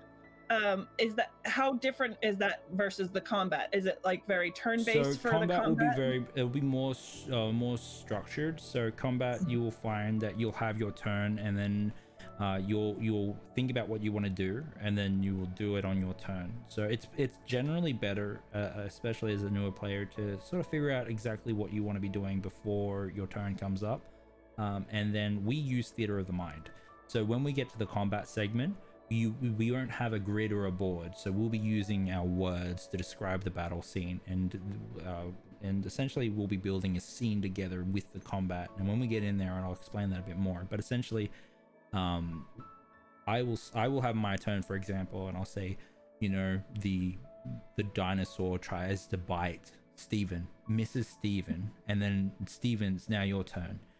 To build the map, what we do is we use something called a linker, and a linker is something where you will explain what you've just seen when it's your turn, so we can keep that scene like structured or built. So you're like, I almost got bitten by a dinosaur. I step back and I'm going to take my poison blade and jab it in the face of the dinosaur, and then that's how you do it. And then we'll go, okay, that was awesome, and then we'd go, okay, it's now your turn, Yorsa. And then you also will say, I just saw Steven stab the dinosaur in the face, but I'm going to take out my bow and I'm going to shoot the dinosaur. So we're all constantly telling the same story, so we don't need a grid per se. The only time it will affect you is if you do have, I think they call it aphasia or something like that, where you can't picture things. Oh. Yeah. But even if you can't picture things, we can still use our words and sort of describe what's happening. But yeah, it's very involved, but it's very fun. As for the role play, you guys are doing amazing. So you're doing really great. And usually what you'll do is it is almost like an improv stage where you can claim and take scenes. Don't be afraid to jump in there and just do something. How we run the games at our tables, we understand that I mean, the D&D symbol is literally an ampersand. You should be yes-anding. So you should be like, okay, I'm going to build off that. You'll jump in and you'll yes-and something, and then the other person should yes-and something. And even if it's not a yes-and, you should still have a good reason to tear down, is what they call it. So you'll be like, no, my character would disagree with this, and I want to change it to this sort of tone and structure. So you'll be like, you know, I'm going to tear down this situation because we're yes-anding, but then like my character gets upset. And I'm going to like, no. Because then I'm trying to pull you into a different scene. But you only need to understand tearing down before you tear down. You don't want to tear down all the time. It's a tool that can be used. But yes-anding, you guys are yes-anding so well. So yeah. So essentially the pillars of the game is exploration, combat, and roleplay, acting. It's generally the three pillars. Exploration is where you learn. There's traps, or there's a cave, or there's something like that, or skill tests that to go through. So there are more pillars, as Scrappy has told me in the past, but generally they are more advanced things that come up, so you won't have to worry about it. But the three pillars is generally what you want to understand. But you guys are doing amazing. Yeah. Okay. Thank you. You're guiding us very well. Thank you so much. It's making this so smooth. Yeah. Fish to water though. You guys are just like swimming amazingly. Yeah. I mean, is that how can it not? It's so fun. I love it so much. It's so good. So just gonna quickly check to see if there's anything else in chat that we're missing. Stoge guy's here. Hey Stoge. They have questions, but I'm more familiar with D&D 3.0. Oh yeah, so I have been familiar with. So I have no questions. Okay, you're cool. Okay, Max, this is cool. Also, yeah, again, thank you so much for those gifted subs, McBluff, if you're still here. On that note, what is the recommended source for D&D character creation aside from Player's Handbook? I love D&D Beyond so gosh darn much because it is just a step-by-step situation. You're not dealing and navigating around a sheet. I know now. So generally, when you are playing pen and paper at the table with a physical sheet, you'll find yourself having to find the sections to add things. D&D Beyond removes that and just applies the stuff. And so the character will be created, and then you just learn where everything is on your sheet once the character is created. I would even recommend, if you were going to do pen and paper, get your GM to make your character for you, or sit there and let them do the driving of the character creation instead of saying, hey, here's the book, create it, because that process isn't automated. These guys made their characters pretty much before we started, and it was just because that whole thing was automated. There was a few blips, but they weren't big a deal at all. I could just review it and say, oh, we just need to change this, and we're good to go. But yeah, I would say D&D Beyond is probably the best. And if you have a GM that has a PHB, actually, what we'll do is we'll give away a PHB. I have one. Let me find it. Yeah. I feel like for me, I have the PHB, and it's really awesome, and it's a fun read, and it helped me with deciding initially before I even came out to the computer to build. It was, but I did notice from reading the book to going to D&D Beyond, there's the book seems to be a little bit more basic breakdown. It doesn't give all the options; it gives you most of the options on the subclasses and stuff like that. Yeah. And then you go into this, and it gives you all your options, and it gives descriptions of all the options, so you can kind of get everything that you would need, like get from the book plus more. And there's a lot of organizations, just kind of point and click. It was really straightforward and easy to use. Yeah, I can't. Agreed. I can't. And the thing, Yeah. as a GM, it collects everyone's sheets for me in one place where I can review it all at once. Not only that, they've just upgraded the encounter builder, so now I can actually see when players roll digital dice or not, or I can even see. I guess I've got all the information in one place. Back when D&D 5e first came out, and other editions that I played as well, I'd have to collect sheets, or I'd have to use Google Drive to get people to put their PDFs on there or take pictures of their sheets. It's all in one place.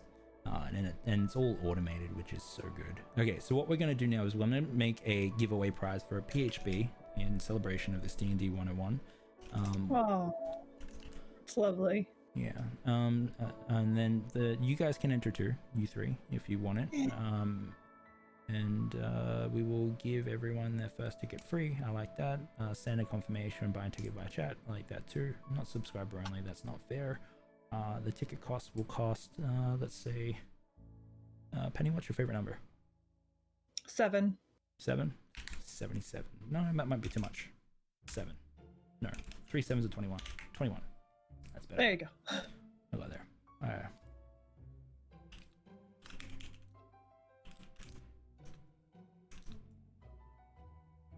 D&D Beyond.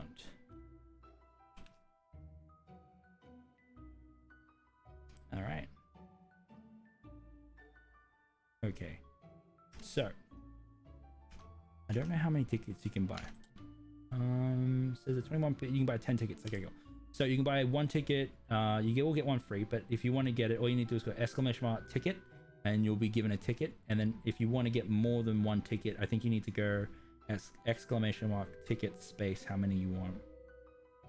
Okay, cool. All right.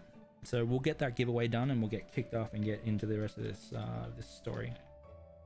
There we go. Ticket 10. Bought 10 tickets. There we go. It's happening. It's happening. I love it. Okay. All right. So I'm having so much fun, guys. Me too. Yeah, It's so much fun. Is it everything that you thought it would be? It's Yeah, like I don't know somehow how better. Yeah. Oh my god. I was nervous about, believe it or not, I was very nervous about the role play aspect of it, Oh. probably more than anything Yeah, me else. too. Yeah. But you're Fool smashing me. it as well. Yeah, you could fool me as well. Yeah. It's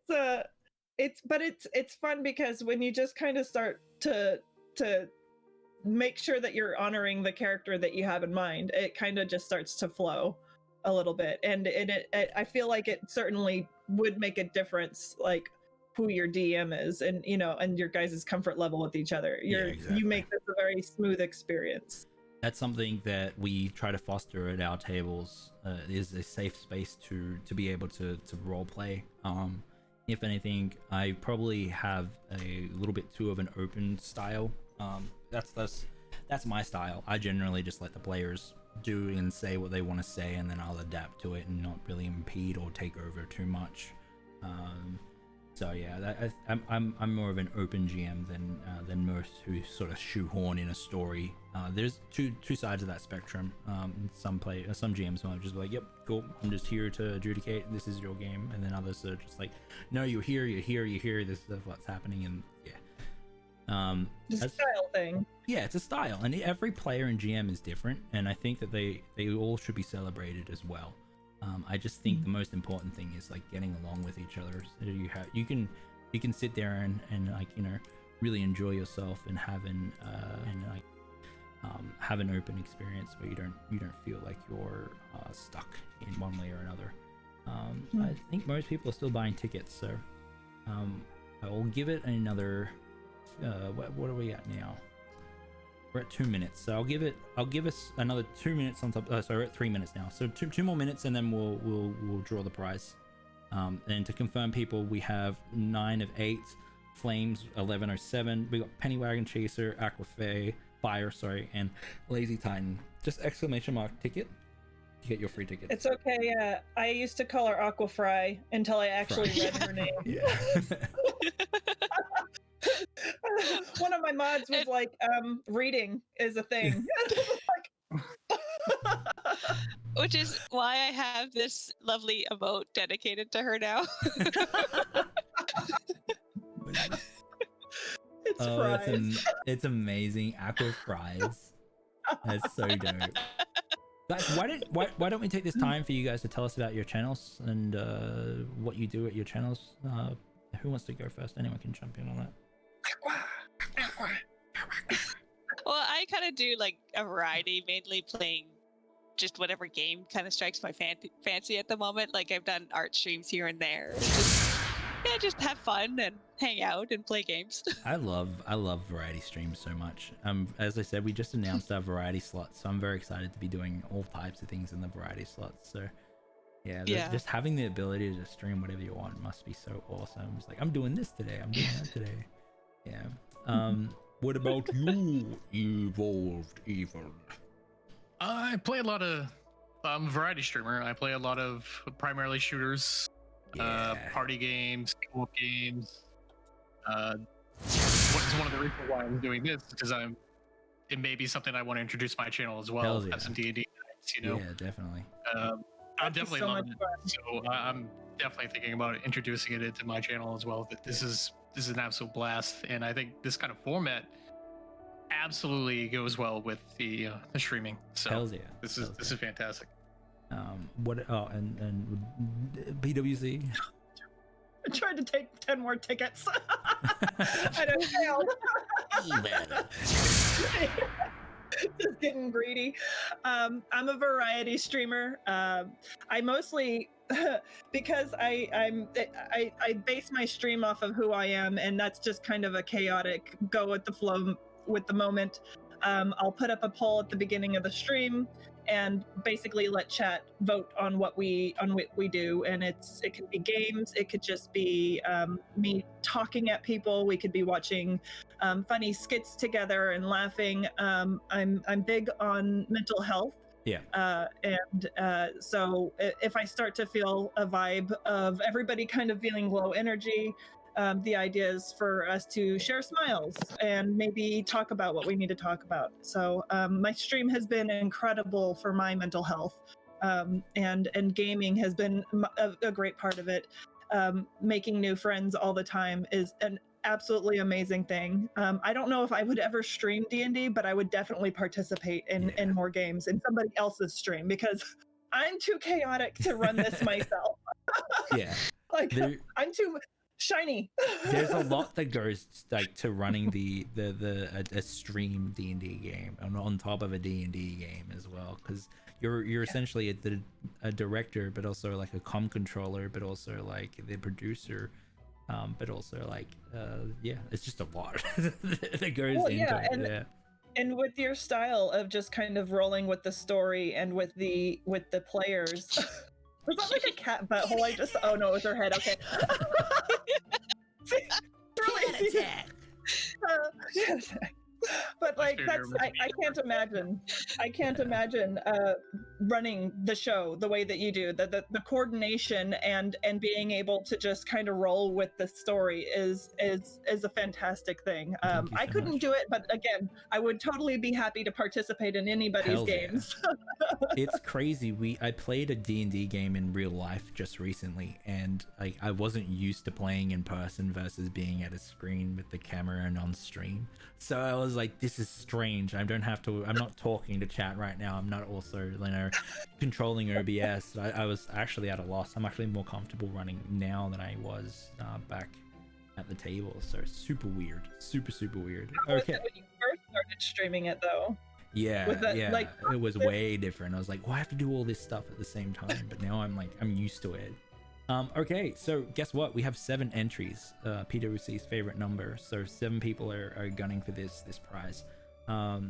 Let's draw it. So just before we do it, Ambras73 and CyberYal, if you wanted to type in !tickets space 9, you should be able to get more tickets. I'm fairly certain that even Ambras should have a good amount of gold on the account. Unfortunately, there's no command for telling you how much you have. So yeah, and then that should put you on a fair pecking order to win this as well. I bought this PHB because I wanted the gifted dice from D&D Beyond. I was like, I'm just gonna have a spare code here, ready to go. You can't have more tickets, PwC. Just trying to get all the tickets. Yeah. All the tickets. Try. There we go. Sabayal got theirs. Umbers, can you try again just to be sure? Sabayal, you got 10 tickets now, so you're now on 10 as well. I'm just not sure why Umbers didn't give theirs. Oh, it's because you said tickets. Just ticket. You just need the word ticket. My bad. You can only have 10 PwC. You can only have 10. I'll always try for more. Yeah. Why not? Why not? Just one away. Like ticket broke. Wait, I know, come on, you know bro. me. I'm good Come for on, it. bro. Yeah, I'll work for it. Later. That should have worked, but try one more time. I think that Harris just got in there with you, so it was cooling down. Umbras has joined us. He's got a melty egg too, and I want to make sure everyone's on the same pecking order. All right, one more time, Umbras, and then I'll draw. Yeah, and we'll get kicked off. Get ready to play more D&D. There it is. Too many. You know what? I know Umbras got theirs. It just didn't announce it. Okay, we're gonna draw. All right, close giveaway. Draw the winner. Congratulations, 9 of 8. You won the PHB. You had a 14% chance of winning the PHB. So nice. If you can just join the Discord, I'll send you the code. Yep, just join our Discord, and then I will send you a code with the PHB. And all you need to do is enter that on your D&D Beyond account, and you'll have access to all the PHB stuff, including all the character stuff for you to be able to make characters. Yeah, sweet, awesome. All right. And anyone else that wants to join the Discord, we have a really cool community. Our community focuses on bolstering creative confidence, because being creative is very important, and sometimes it's very hard. That's how we run our tables. We build creative confidence so people feel good to come to the table and be creative. And then one of the things I absolutely love as a GM is that D&D and storytelling can spark creativity and reawaken that creativity in us. And so I want to bolster that creative confidence so people continue to be creative, because creativity is such a good outlet, and it helps with self-awareness and all that awesome stuff.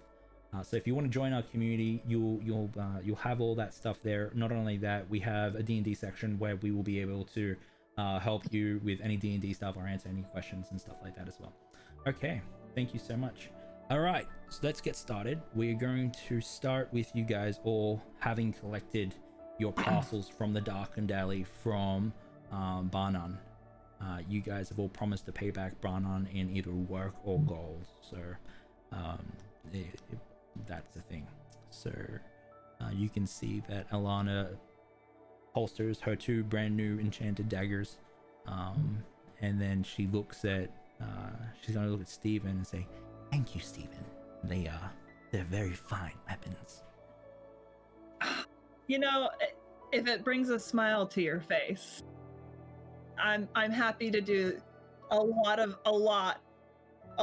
extra work. A lot. But for you and that smile alone, all I need. Happy to do it. She smiles and nods. The sunlight catches her face and just illuminates her, makes her eyes illuminate ever more, just slightly. They're usually a steely gray, but now they're a powder blue in the sun. Yeah. Steven's a little bit caught up just staring, and he doesn't remember to walk while they're walking along, but Steven kind of just stops and is staring, and then as the you're group walking, is well ahead of him. You almost walk into someone. Oh, hey, watch where you're walking. Steven just kind of is in a glazed over moment, and he just smiles at them and then keeps on going.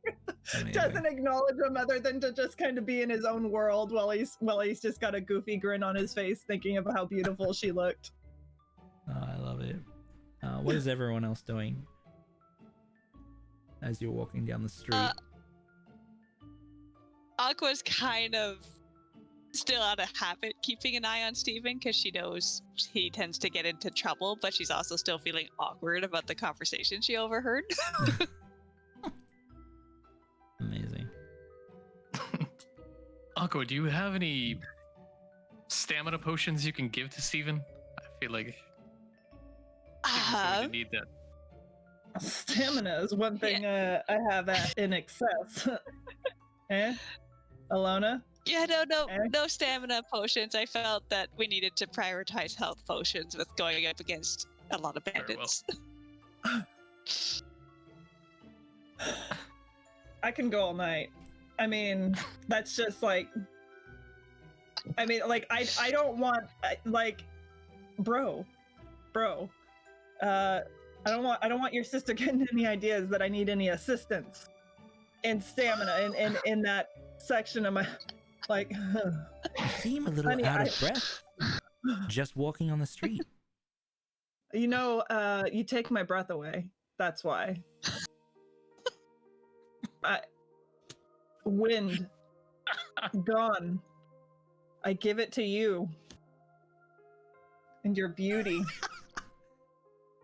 Roll a persuasion check.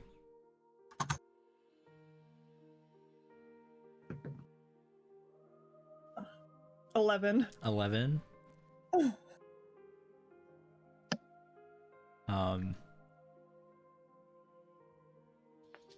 She considers what you're saying, and then she goes to say something but holds herself from saying something and then shakes her head.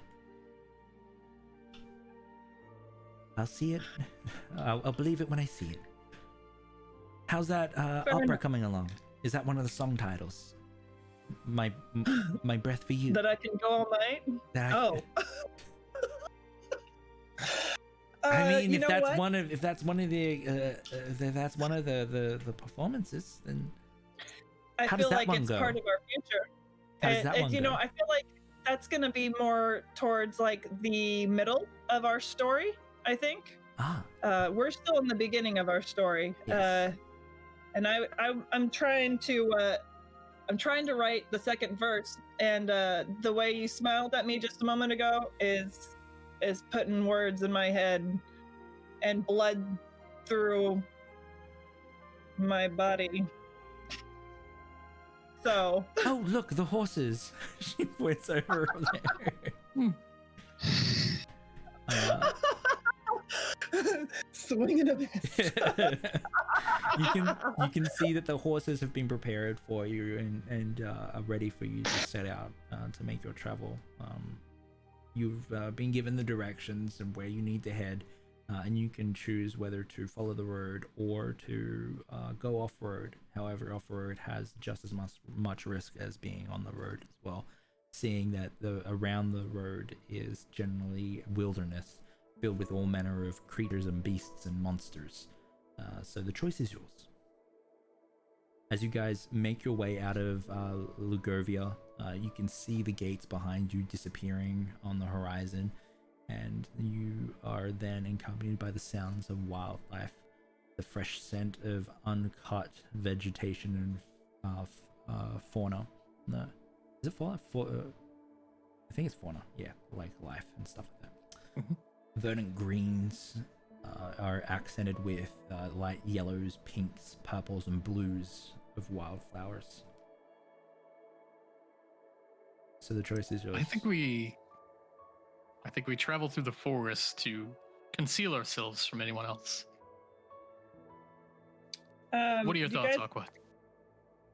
I think that is wise. As the group is discussing this, Steven jumps off his horse and collects flowers, and hands it to Alona. and doesn't say anything, just hands it to her, and then gets back up on his horse and just kind of smiles along and says, "Yeah, man, you always know what to do. You always know what to do, man." She starts studying the flowers, and she I'm gonna roll a nature check. No, a survival check.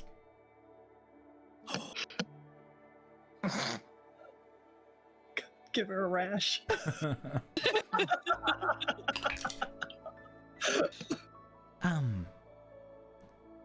Thank you, Stephen. Though, you know these are weeds, right?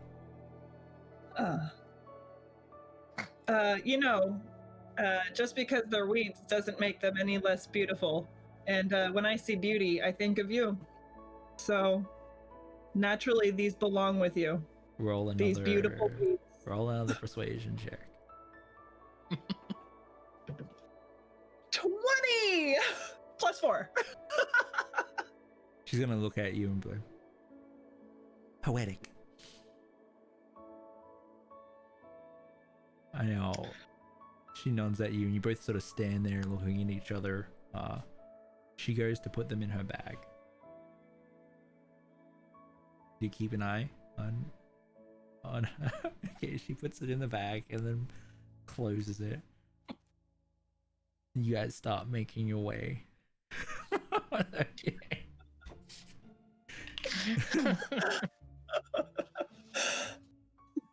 So Stephen is content to follow Yusorif's direction. He's not much of a leader. He's just kind of a lover and a talker and a fighter, but not a leader. He doesn't like making decisions unless he hears something he really doesn't like. So he's just too busy flirting right now.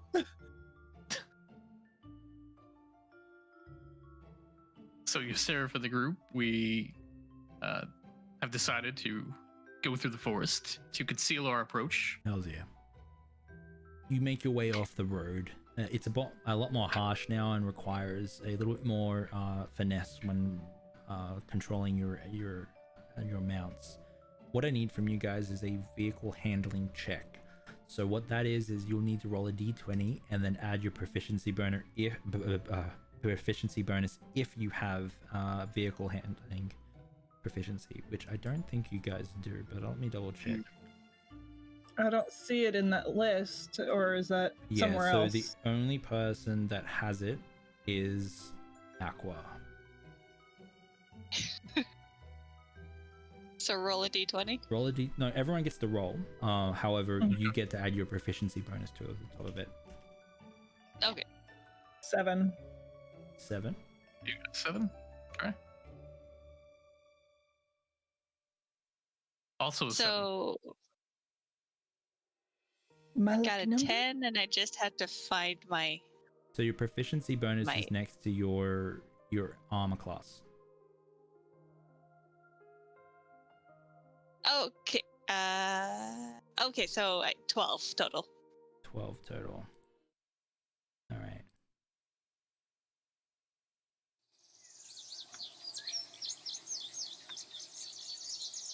Turn this down a bit.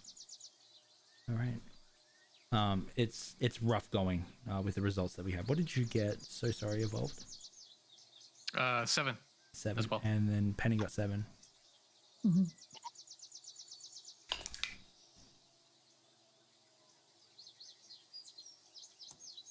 Okay.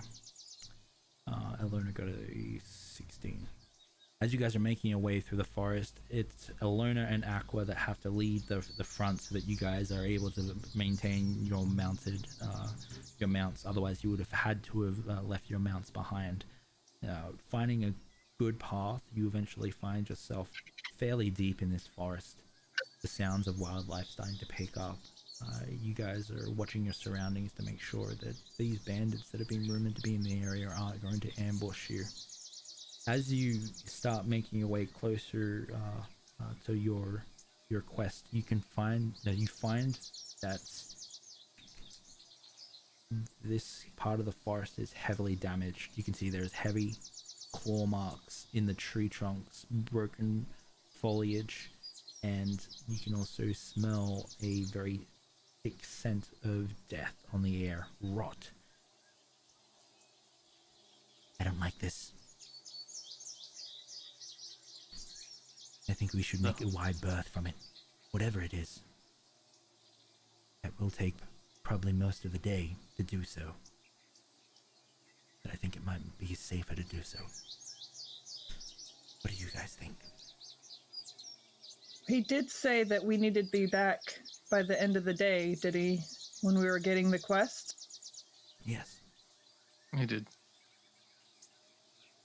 So, would it better to be a little bit late and do it, relatively safely, or do we rush it and risk greater injury?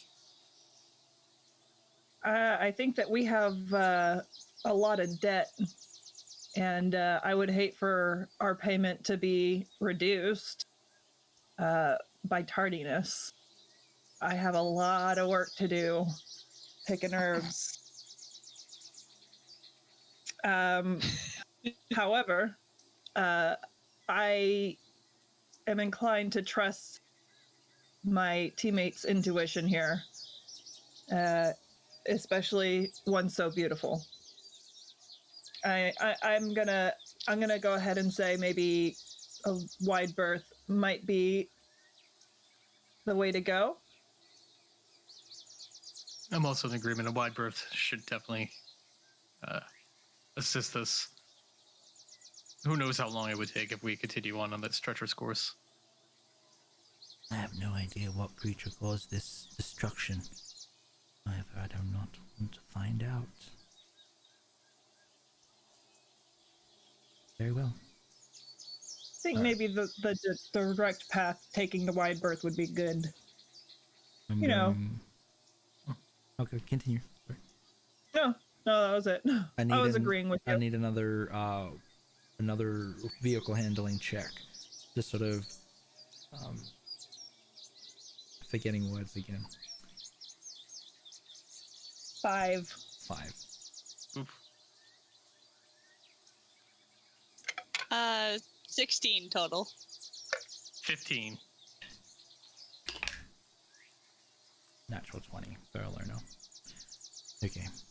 The three of you managed to navigate, is the word I forgot, through this forest, and you can see that the destruction has a very a threshold. If you were to cross into it, that is probably where you're going to be meeting with whatever creature this is. The scent of rot picks up and permeates in the air as you continue to follow the borders of this creature's territory is the other word I was forgetting.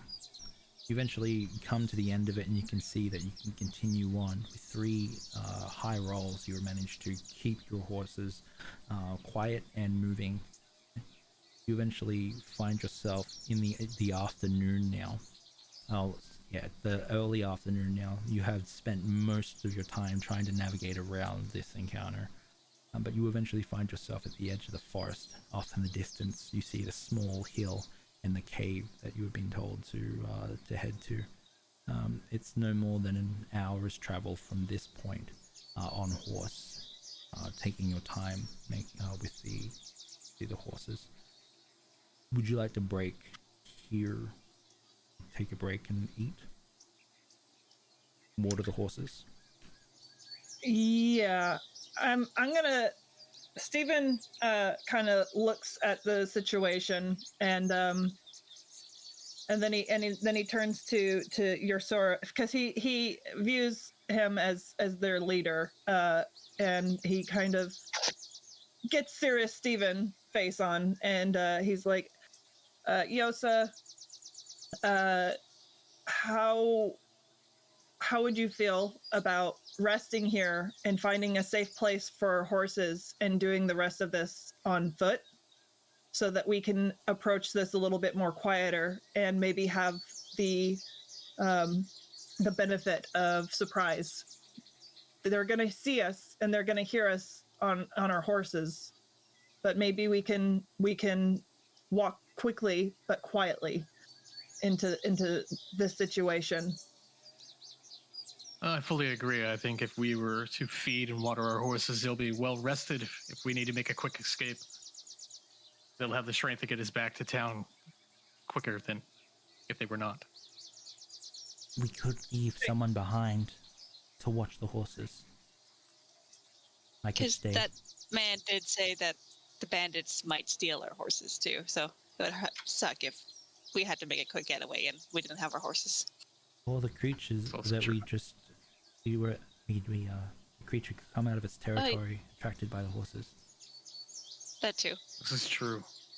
I think we could try and find, while we're approaching the situation, maybe I could leave them to you to protect, and so that way when we come running, you be ready with the horses.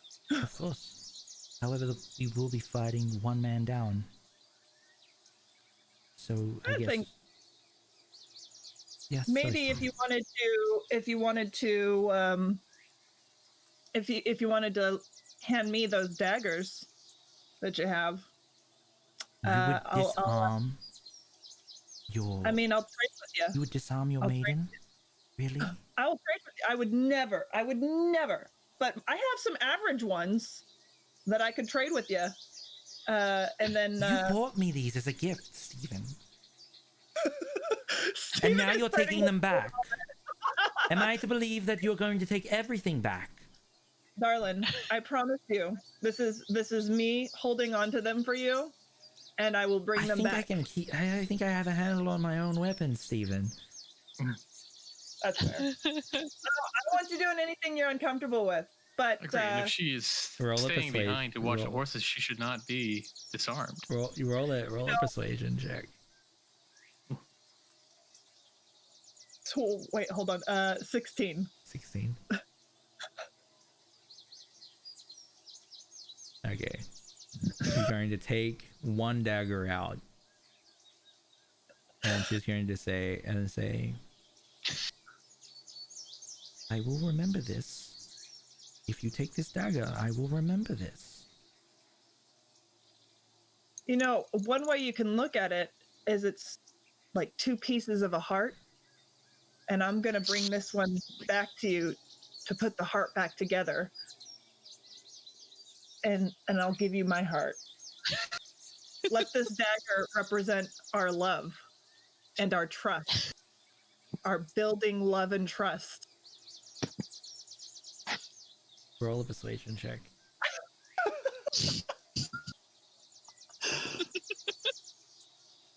17. I'm good. she will hand over the dagger as you take it. It's very awkward though. And Steven is going to look. He's going to get serious, Steven, and it's going to be all over his face. And he's going to say, I know what this means to you, and know that it means just as much to me. And he kind of takes the opportunity to grab her hand and kiss the back of it. Roll the persuasion check. There we go. Serious, Steven.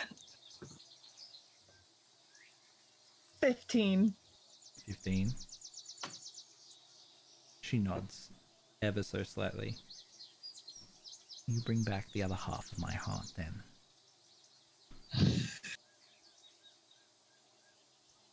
Alright, you guys leave the horses behind. Alona's gonna walk up to Yosa and say, Brother,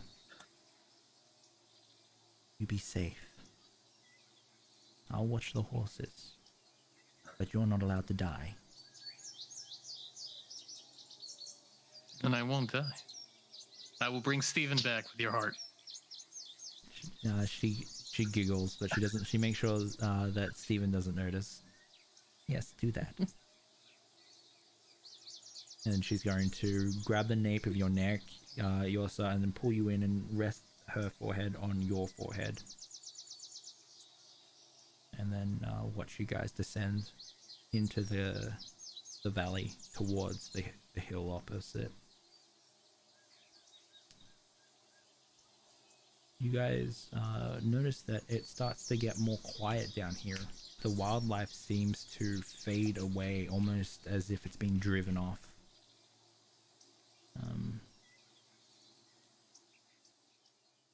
It's very weird to hear a silent forest.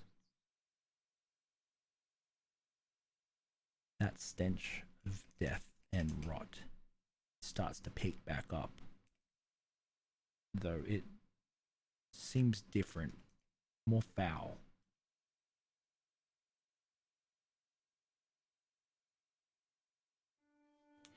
You start to see that the vegetation or the earth or the environment around this area is sick. You start to hear off in the distance the sound of what sounds like moans or guttural growls. You're only about 50 feet now from the entrance from the cave. When you're ready, you can move forward. Now, for your consideration, Penny, your vial lasts 10 rounds in combat.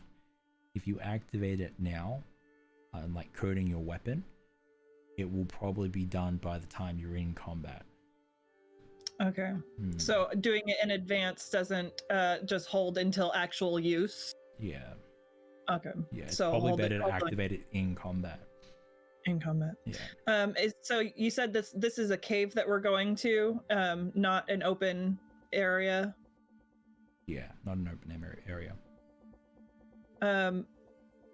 So Steven's gonna turn to the group and say, do you want me to scout ahead? Or do you want to try and stick together? I can scout ahead and see what we're looking at and try and come back with some information. I have the heightened senses. Maybe I should go ahead. I have better hearing than you do. My height might be. I know you have those feline instincts, but I tend to be able to hide well in shrubberies. Not a lot of people notice me as a halfling. And he can flirt with anything, so. Do you think the group should stay together, or do you think that you would want to send out to try and get a lay of the land? I think we should stick together. We're already down one person as is.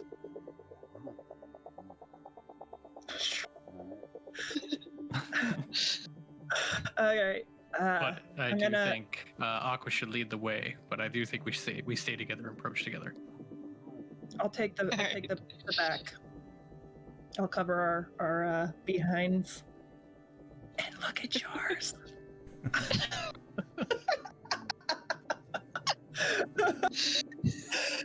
Steven takes his place in the back. He's very uncomfortable with the sounds that he's hearing, and he's concerned for Aqua being in the front. But he knows that the back end he will give him a little bit of opportunity to find a strategic place if she does come to harm. All right, you guys roll a stealth check for me if you can.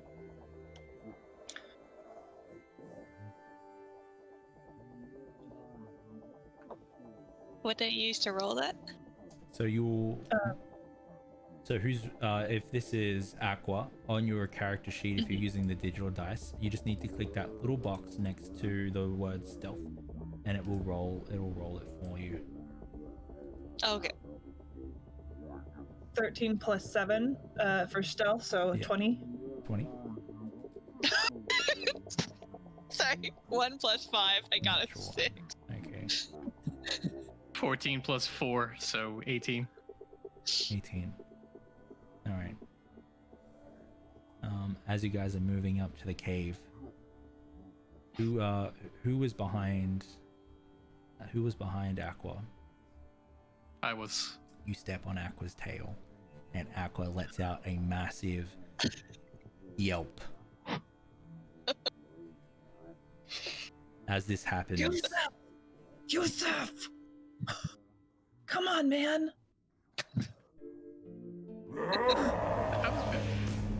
walking out of the cave, shambling, you see what looks like walking corpses. They are foul mimicry of life. Rotting flesh hangs from their bones. Some of them have no flesh. You see 4 moving forward towards you now. What I need from you is an initiative roll. Roll for initiative. So what you'll do now is you'll roll and add your initiative bonus. If you have no dice, like Aqua, you will just roll and roll clicking the initiative box. Where's I don't see initiative in here. Is that? Yeah, it should be next to your AC.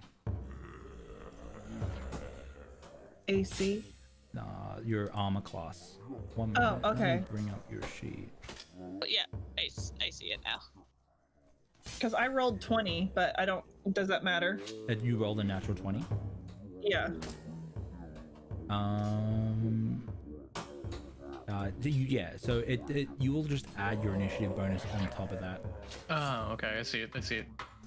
Let me. Oh, Right. initiative Yeah. plus 5. Okay, so Yeah. 25. 25. Okay, dope. Okay. I got 20 total. 20 total. So Aqua got 20. Steven got 25, and Yorsa 5 5 total. Okay. Yep. Total? Total. Okay. Oh. Now they're about 30 feet from you at this point. No, actually, I said they're 50. I'm gonna say that you got about 20 feet in, so they're about 40 feet away from you at this point. All right. Is there anything between in our surrounding areas? We're inside the cave, right? Yeah. No, you're 40 feet from the entrance. The yelp Okay. attracted them, and they started to shamble out of the cave, looking for what they were looking for. It. That natural 1 is what caused them to be able to see you, and you didn't get the jump on them. Is there anything in the surrounding area that Steven can use for cover as far as being hidden from sight? Yeah, there's rocks, fallen branches, and trees here around here. You could Okay. definitely find somewhere to hide. Now it is your turn, starting off with Steven, followed by Aqua. Now, welcome to combat. So on your turn in combat, when it comes to your turn, you have something. There's something called the action economy, and essentially each person has the ability to spend their actions in combat, and everyone has the same amount of actions. And there's, I think there's like 4 different types of actions. There's take an action, take a bonus action. There's take a free action and movement. Okay.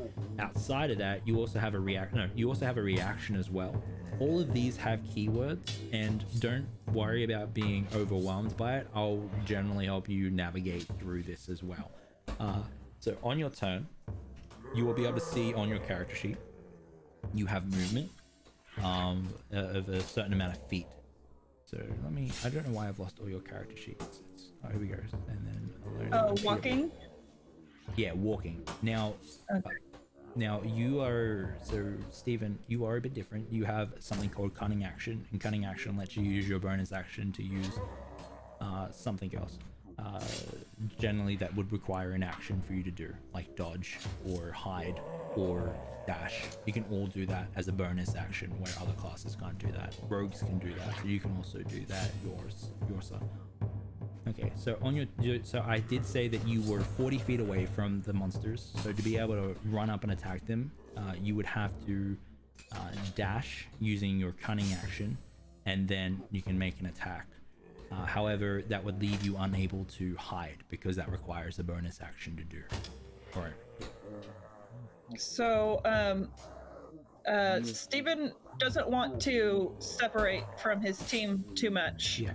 But he wants to kind of shade away into into being in a hidden spot to provide an attack where they can't see him coming from. So maybe off to the side, and then maybe that would be a good opportunity to keep his eye on their movement, and then also coat his weapon with the poison. Okay. What I'm going to get you to do is roll a history check. Penny. Also, you are able to make range attacks. Scrappy is right. So you can throw your daggers. If you had a bow, you'd be able to shoot your bow, or a crossbow, you'd be able to shoot your crossbow. I do have a crossbow. You do have a crossbow? I do have a crossbow. You don't have one. It says it in weapon. You might not have picked it. You have... I'm Steven Fanspan. You have short bow, dagger, an unarmed attack, and equipment doesn't have a crossbow. Okay, yeah. So I think you might have chosen an additional short sword. So you have 2 short swords. Oh, okay. Oh, okay. So the stuff over to the left side where it says light armor, and then underneath it says weapons. That's what you can use. Your oh, that's your proficiency. Yes. So sorry. Oh, yeah. Okay. Thank you. Okay. I am going to add a +1 dagger because you've got that dagger from Elona as well. So you do have a dope dagger. But you might want to take. You have to take away one of my regular daggers then. Yeah. Because I gave her that one to protect herself with. Yeah. Okay, cool. So your intent is to make. Do you want to make a range attack, or you just want to move up closer and hide, or you want to stay where you are and hide? I think I'm gonna stay hidden off to the left, and then I'm gonna use this to coat all of my weapons. What was your history check? So sorry. Oh, sorry. Was that with D20? Yeah. Okay. Is there any bonuses to that, or is it just straight number? If you have a history bonus, it will be. So just check if it says history. No, I don't. It's just 11. 11. 11? Okay. Mm-hmm. You have been listening to Elona and Yorsa talk about their work with the undead. You generally know that poison doesn't affect undead very well. So you listening to them talk about the workings of undead, you get an understanding that you should probably save this for something that's living. Okay. Yeah. Then that might be a good opportunity for me to throw. How many can I throw? How many of my daggers can I throw? Well, actually, just throwing one. I can only attack one person at a time. Yeah, so you don't have extra attacks, so you can only make 1 attack per turn. So you can throw one dagger, and they do have a range on them. But I'll let you know if you will. So you can roll if they're too far away. You take there's a disadvantage. They are further away from you, so you will be rolling at disadvantage to make an attack from this distance. Yeah. You have to be within 20 feet to be able to hit them. You could move forward, throw, and then hide. Okay, that might be what I have to do because I just rolled a 6 and then a 17. Okay, cool. So yeah, so what we'll do is you move forward, and then we'll take that 17 as an attack roll. Are you rolling the +1 dagger or the normal? Just the normal one. Okay. It flies out towards, let's say, one of the zombies. Make a damage roll. So daggers are 1d4 plus 3. Now, and you've moved your max movement, so they're only 15 feet away from you at this point. Okay. D4, you said? Yeah, 1d4 plus, I think, your modifier, your dex mod. It'll say next to the dagger, right? The dagger. Oh, you said dexterity? Is my... Okay, I think it's a +3. my... Where is it? Dexterity is +5, I thought. Saving throws? Is that what we're looking at? So it's the dexterity box. Oh, yeah, at so the it'll top. be the top. Great. So +3. Yeah. Okay, that's good because this was a 1 roll. Okay, So so you do 4 We got damage. one. We got one. Awesome. Yeah. We did it. Let me find my box that I just had.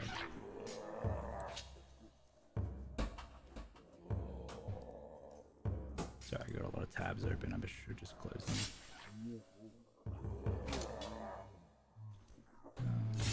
Aqua, Luna, Steven. I'm pretty sure that.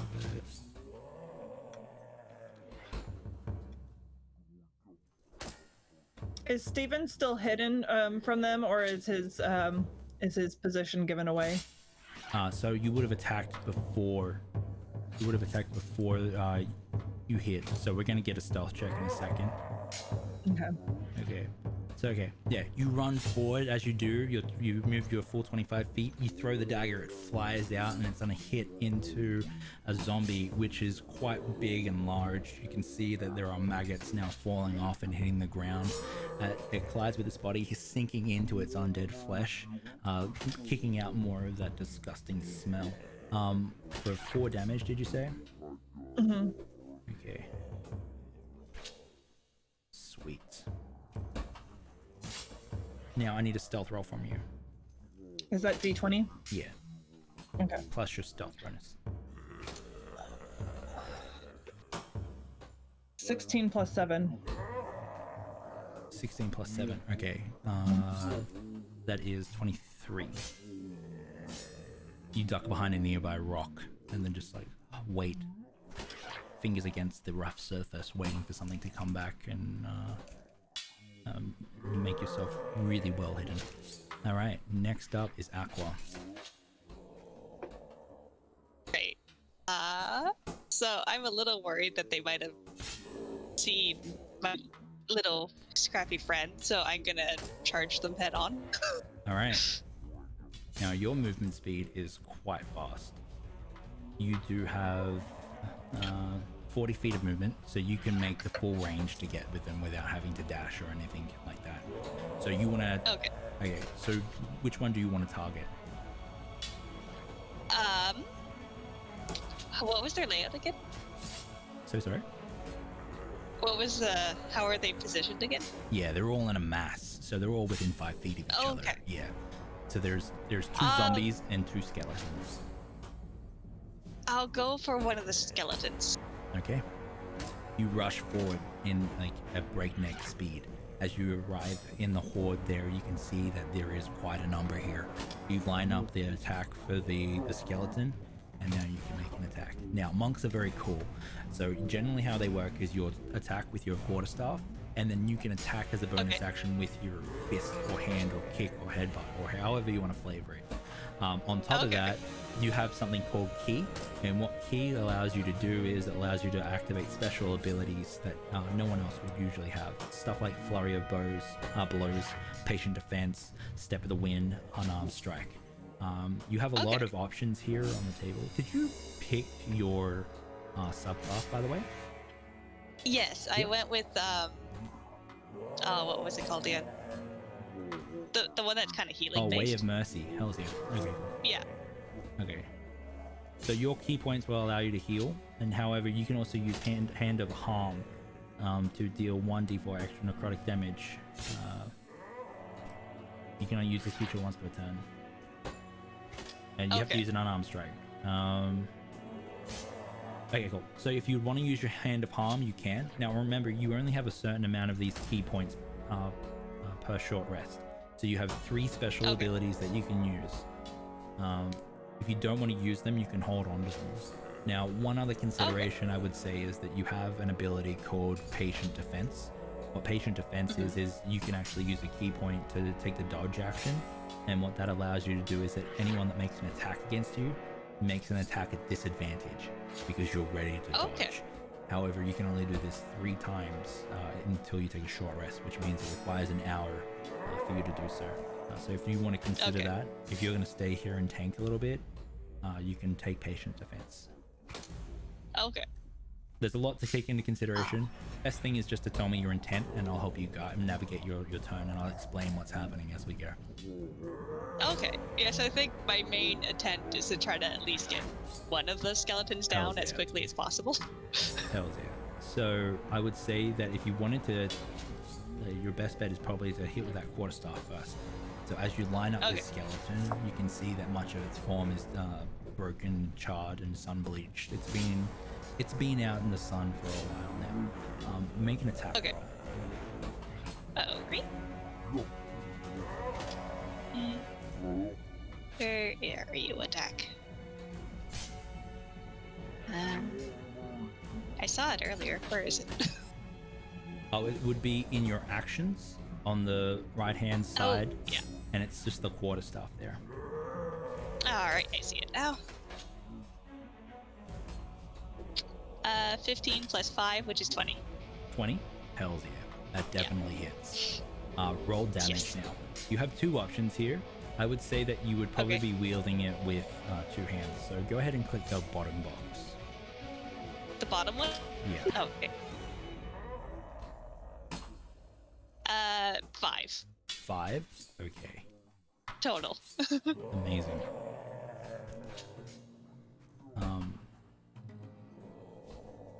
All right. As you hit in with your quarterstaff, you see bones scatter and fly across stone.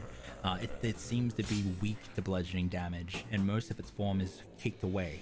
It seems like it's on its last legs. Now you can make a bonus action attack as your martial arts allow. However, if you do so, you won't be able to patient defense. I think I'll do the patient defense. Okay, cool. However, you could use your. I'm fairly certain you could use your Hand of Harm here, which will allow you to add 1d4 on top if you want to use another key point. That means you only have 1 key point after this. Let me just double check Hand of Harm as well. Okay. Hand of Harm. Yeah, when you hit a creature with you have to hit with an unarmed strike. So yeah, you'd have to patient defense if you want patient defense here. Would you like to do that? Yes, please. All right. Your years of training as a monk kick in, and you take your stance of dodging, taking in everyone that's in this horde here. All right. We are going to move on in the initiative. Okay, the one that has most of its form knocked off, you can see that's missing a lot of its rib cage is now in one arm. He's going to try and hit you with a short sword. It comes wild back and then widely swings in a full arc towards you. The dusk sun catching its rusted and dinted form. Okay, that is going to be a 16 to hit. However, it's a disadvantage because you're dodging. Yeah, 16 to hit. Against you, Aqua. Yep, that's gonna hit. Now you have an AC of 14. That's why I was asking if it's 16 hits. When you're in combat, if the GM just says a number like 2 hit, you'll just look at your AC to see in here up in the corner next to the initiative modifier, you have a 14. When in combat, you just have to meet to beat. So you just have to meet that number or exceed it to beat that to be able to do damage. Okay. You try to dodge its rusted blade, however, you feel a little bit overwhelmed with all these monsters in front of you, trying to take in as many variables as possible with what is going to be coming your way.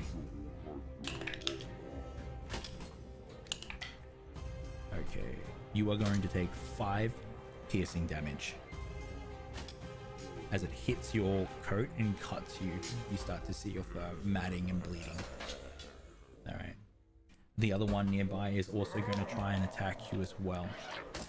This one is wearing a rusted skull cap and also has a short sword.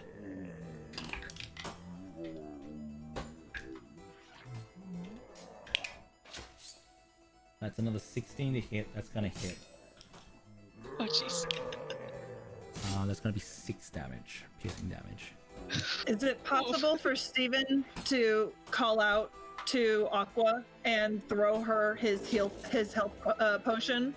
We are outside of your turn, so you wouldn't usually be able to do it. However, if you so we wouldn't usually be able to do it, only because it has to be on your turn to be able to do stuff. That's the difference between role-playing and combat, is that you have more of a structured turn, and so we play it out until it happens. On your turn, definitely. Definitely on yours turn, who it is right now. Also, how far away from me are they? You guys are facing the pink deadlies, so you are versing the very hard dice. This is what players usually want turned off. So Chad, if you want to turn off the pink deadlies, you definitely can. There we go. They've just been turned off for you guys. So, yeah, they're very harsh. Oh, they've just been turned back on. Lazy Titan, you're evil. Alright. I just want to make sure that the automation is turned off as well. Go ahead, it's your turn. They're off again. How far away are they from us? Or from me currently? 40 feet. 40 feet? Can I redeem this? Players can't. Damn. So out of range of my daggers and my rapier. Yeah, so you'd have to move closer. Okay. Yep. However, or do a ranged attack with my short bow. Exactly. You are a rogue as well, so if you need to get closer, you can actually double move as a bonus action. It just means that you lose your bonus action. Right.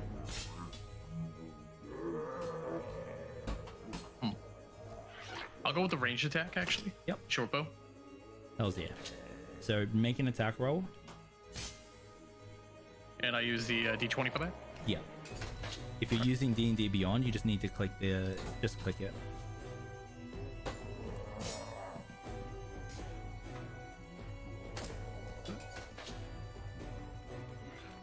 $14 on the dice, and looking for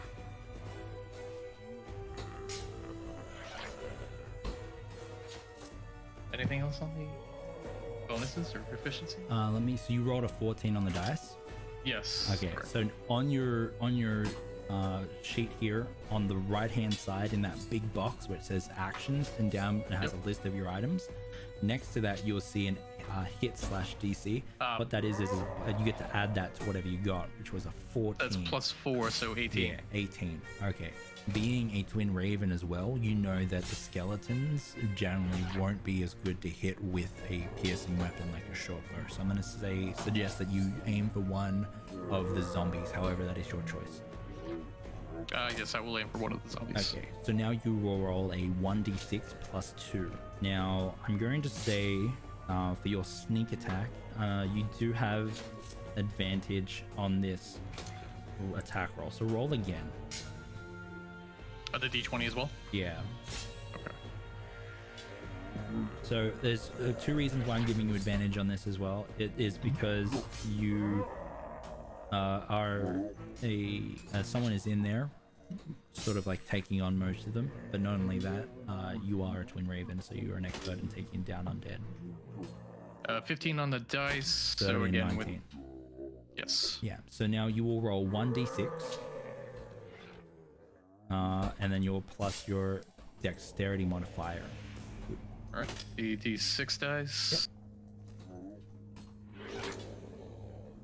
5 with the dexterity modifier is pretty good.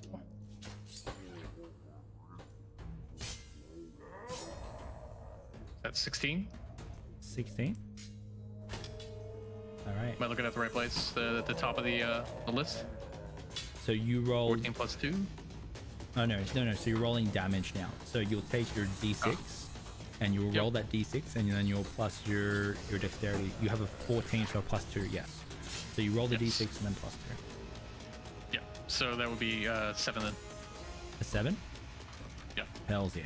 Now, being a rogue and seeing that you have advantage, you can also roll an additional 2d6 once per turn for sneak attack damage. So you actually get to roll a d6 another 2 times and add that to that damage total. So you got a 7. Yep.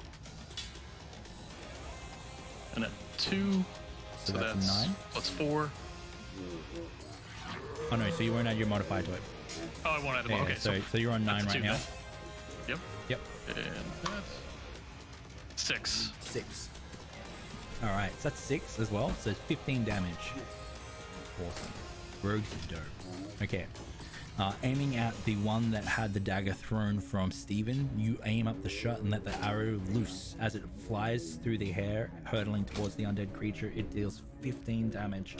You can see that you've done a great blow to it, and it starts to stumble and move forward, and it looks like it's about to go down. However, it is still up. Alright. Alright. So, the undead creature that just got hit by the arrow and has a dagger still hanging out of its undead flesh is going to swipe at Aqua at disadvantage. Okay. This one's going to hit.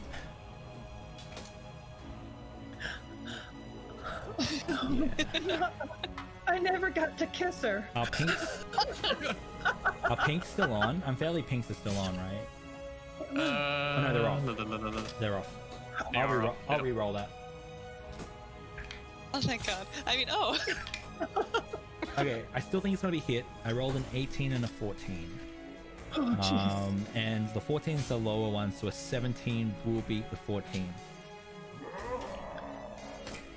And you're going to take 1d6 plus bludgeoning. However, yeah, it's only going to be 2 bludgeoning damage. I rolled a natural 1 on the d6 damage dice. The creature, having 2 projectiles sticking out of its flesh, is going to barge into you as you try to dodge. It seems like the undead forces are just too much at this point for your patient defense.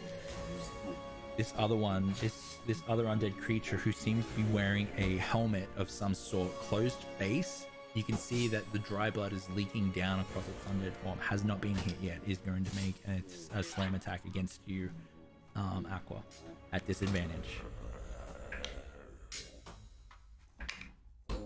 Does she Finally. have a reaction to any of this? She has a reaction, but reaction can only be used on certain things. So, for example, opportunity attacks, or if you have an ability that has the word reaction in it. I don't think that you do have anything, but... I don't think so. Yeah, I don't think so either. I rolled a 9 for the disadvantage, which means it's only going to be 12, which means it's going to miss you this time.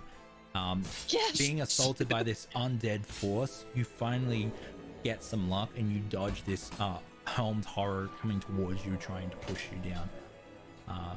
All right, Steven Fanspants, it's your turn, followed by Aqua. Has their movement changed at all? Have they moved forward, closer to me, further from me? They've actually started to surround and swarm Aqua. They haven't moved from that initial point. All right, so they're... You look out from where you're hiding, you can see that Aqua is heavily damaged at this point and being overwhelmed by this small horde. And it seems like they're all focused on her. Yeah. Steven takes the opportunity to take what can he dual wield? He can dual wield, right? Yeah. Okay. So he takes a short sword and the enchanted dagger. Yeah. And he comes up. Is there a way, because I'm sneaking up behind and doing back, I want to run up and just start hacking away, trying to create an opening by attacking one of them, probably the one that he threw the dagger at initially, to create an opening for Aqua to get out. Okay. All right. You can certainly try. You're only 15 feet away at this point because you used 25 to move up as you threw your dagger. You do see the one that you hit with a dagger. Your dagger is still glinting there in the sunset light, and now has an arrow sticking out of it too. You want to make that move. You want to move up that 15 feet and try to. Yeah. Yep. Okay. Cool. You run forward, closing that 15-foot gap, and you take out your dagger and short sword. You want to attack with your main hand with a dagger or the short sword. I think I want to do the short sword. Short sword in the main hand. Yeah. Okay, cool. So how dual wielding combat works is that whatever main hand you are attacking with gets your modifier. The offhand doesn't get it unless you have certain feats or abilities, which I don't think that you have because you're not a fighter or you don't have a fighting style, or you don't have that feat as well. But you do have 2 light weapons, which means you can dual wield both. So the short sword is going to swing out. So you got to make a short sword attack. Okay. And is that just a D4? So you will you roll to hit first, and then you roll damage on top. Looking at your sheet, you will +5. So if you have your action options here, you'll see short sword, and it'll have the hit / DC, which is what you plus to whatever your D20 roll is. So go which ahead is and +5. Yep, make that roll. Okay. D20. D20. 9. 9 plus +5, or is that already with the +5? No, the 9 + 5. So 14. Yeah. Awesome. That hits. So now you get to roll damage. What we'll do now is you will roll 1d6 +3. 1. 1. Okay, that's 4. All right. So as your blade, let me just roll something quickly as well. I'm really charming. I'm not the best at combat. All right. So as you bring your short sword down, you splice across the back, and it's like cutting open a rotten melon. It splays open, and you can see that the flesh actually has maggots digging through its form, and they start to slop out on the ground. The creature tries to hold on to its undead form, but falls to your blade. Now there is a gap open. However, you still have your shorthand attack as a bonus action if you'd like to do that. Can I stab one of them in the eye? You certainly can. Yeah, there's still one more zombie here that is looking fairly hardy. This is the one with the helm on. However, that being the case, it doesn't have its eyes exposed. You'd have to try and take the helmet off. Could I try to kick its knee and then grab the helmet off? Of course, yeah. Okay. All right. I'm gonna kick the knee to try and get it off balance so that I have the opportunity for the helmet. Give me an athletics check. Athletics. Okay, so I have a +3 on that. Yeah. 11 total. 11. Mm-hmm. All right. You kick in the knee, the zombie falls down on one side and looks over towards you. You grab the helmet and you wrestle it off. As you do, you pull away the skin that has sunbaked onto its form, just leaving exposed rotten muscles and bone, and its eyeball falls out in one side as well. All right. You take your dagger and you're going to make an attack roll with advantage into the eye socket. So you will get your sneak attack with this. 17 + 5. That hits. Roll damage. So it'll be 1d4 plus 4. 3, so 7. 7. And on top of that, you get to roll your sneak attack damage, which is another 2d6. You can only do that. 2 of them together? Yeah. So 3 and 5. 3 and 5 for 8. Nice. Mm-hmm. Awesome. You stab deep, and as you do, you can feel it start the pinnacle of the blade hit against bone and starts to scratch inside the socket as you sort of move it around like a screwdriver. As you bring it out, brackish fluid starts to pour across the creature's ripped off face. Still standing, however. All right. Well, kneeling. Now we're going to start using linkers. Now what linkers are is, Aqua, you need to describe exactly what you just experienced on the battlefield and then re-describe what you want to do. Okay. So yeah, how you usually start is like So yeah. Good. yeah, so basically, I just got slashed and bludgeoned and basically beat on by a whole bunch of zombies. Kind of disoriented, so I kind of missed a little bit of what was going on around me because zombies. So can I take a movement to try to get away so I can try to heal? So what you can do is you can actually just pop a potion since you have many here. It does take it will take a action to do so. So you'll pop the act, but you won't be able to attack or do anything else. You can use your bonus action to use your key to do certain things as well. So you should be able to disengage and move away if you want to get away from all these peeps as well. Though you would be leaving, Steven here. No, so when so if you use a Step of the Wind, you can actually disengage using that feature. So let me read it to you. So disengage is an action that anyone can do if they want to move away without causing the monsters that are on them to attack them. So let me just bring that up. Aqua. Okay. Step of the Wind, Step of the Wind.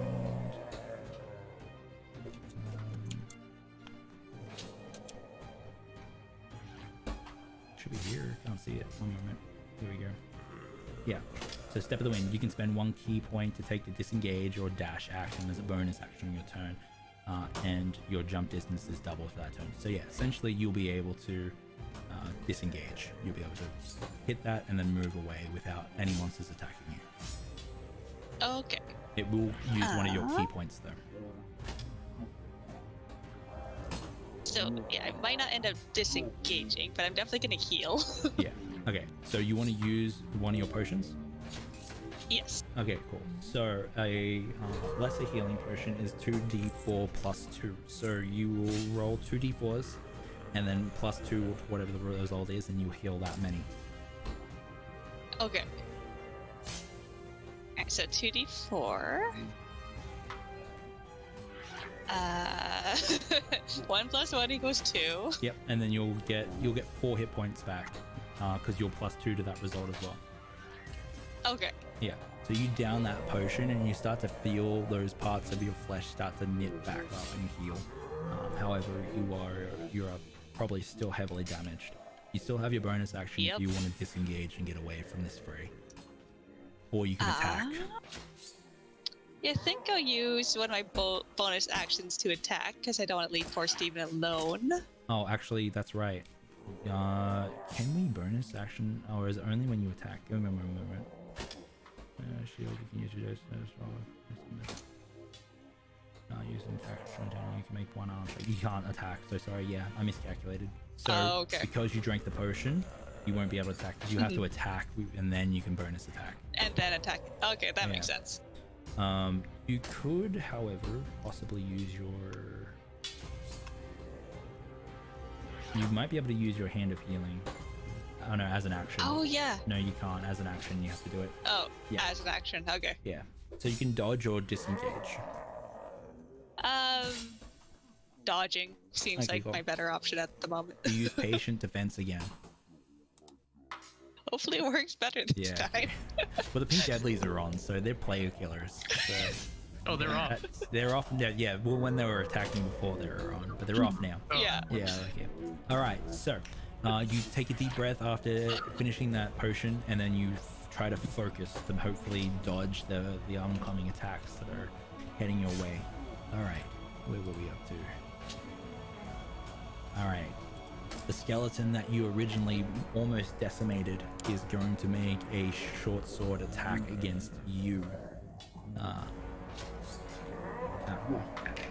At disadvantage because you're dodging.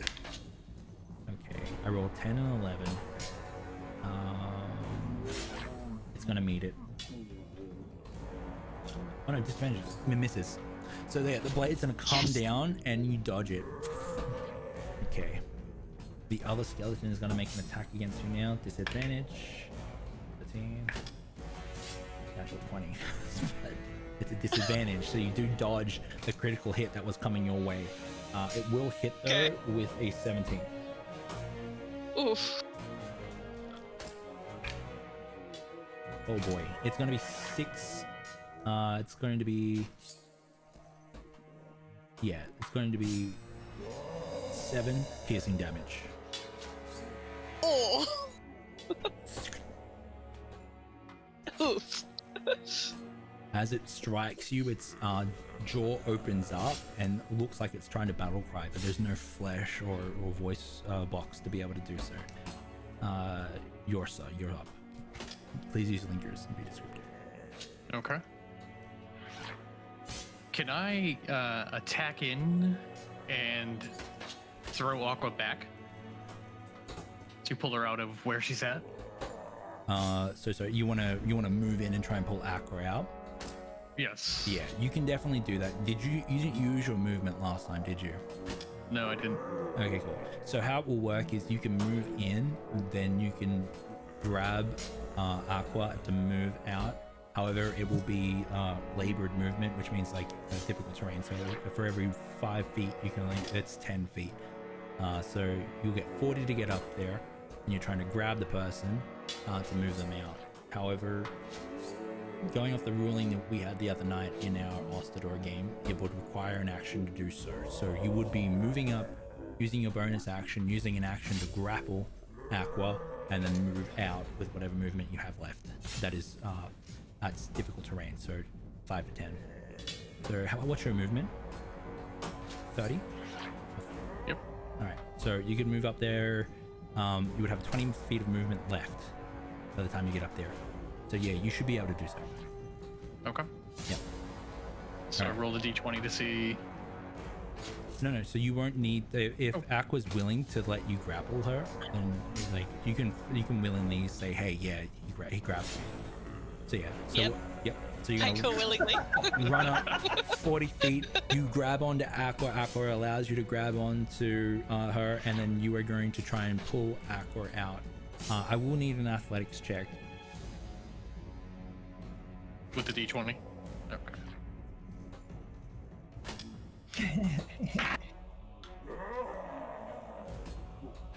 15, and I actually think I have a proficient in athletics. It's a +4 on the proficiency for the athletics. So that's a 19. 19. Okay, cool. You pull Aqua out. However, Aqua was willing to be pulled out, so they do activate their opportunity attack. So they're going to make attacks against Aqua as she's pulled out at disadvantage because you're dodging and because of the athletics roll. Okay. Short sword the first will miss with an 11. Short sword the second will hit with a 17. That would be, you're gonna take 6 piercing damage as you're pulled out of there from yourself. Are you still up? Nope. Okay. I'm down. Okay. Now I'm gonna say at that point there's one more attack. Okay. The bludgeoning will hit.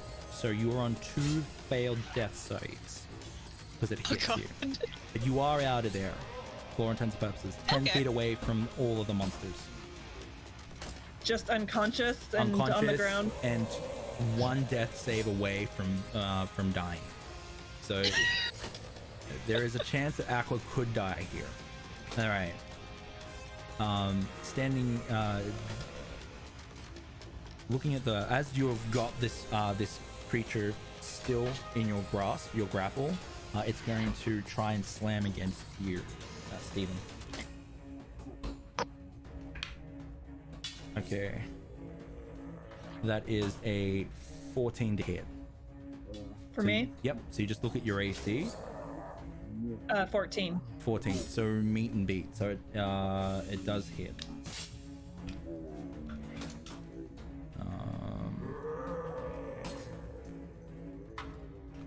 Okay.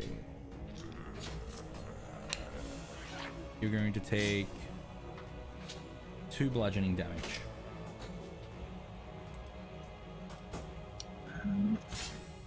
How do I change that on there? I'm pretty sure. Actually, no. Don't take the damage. Oh. I think it's like I think I have to exceed. I'll double check that. My brain's just fried a little bit at the moment. Okay, cool. So don't take that damage. Keep that damage. You're good to go. And then we are moving to the top. It's your turn, Steven. Okay, so I'm in the thick of battle. I'm seeing Aqua unconscious several feet away from battle. I'm feeling the indecision of wanting to go to my teammate and try and heal her, or do I try to carry out the fight? And I feel like I could best protect her by taking away the threat. So I stay in the fight. I have this person. How many are still left in battle? How many are still left? 3. And are they full health, or where are we at? Who? The creatures? They're pretty heavily damaged.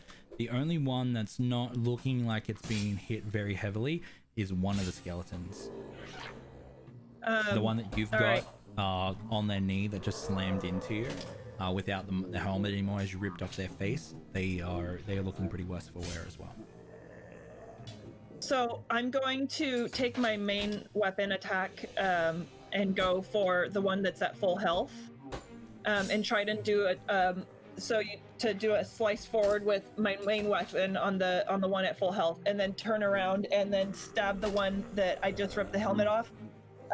In the back of the skull, if I can. Get it. Make an attack roll against the skeleton first.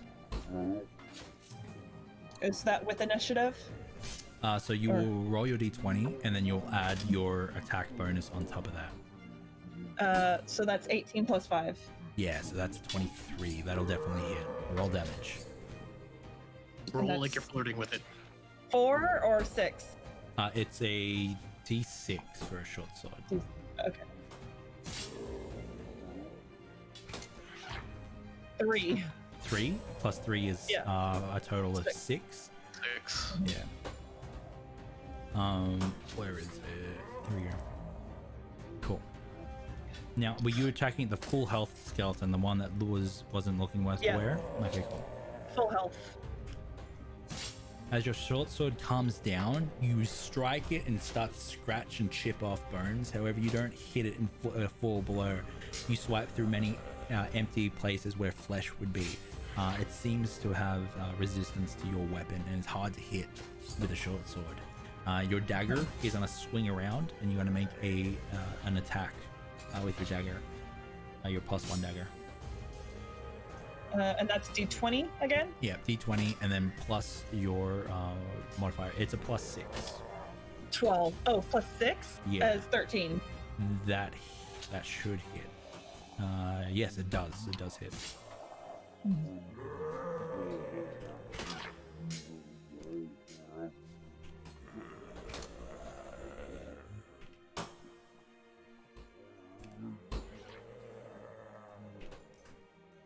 All right. All right, roll damage. It'll be 1d4 plus 4.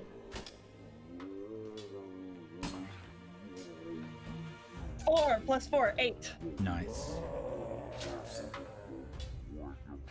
8 damage. Oh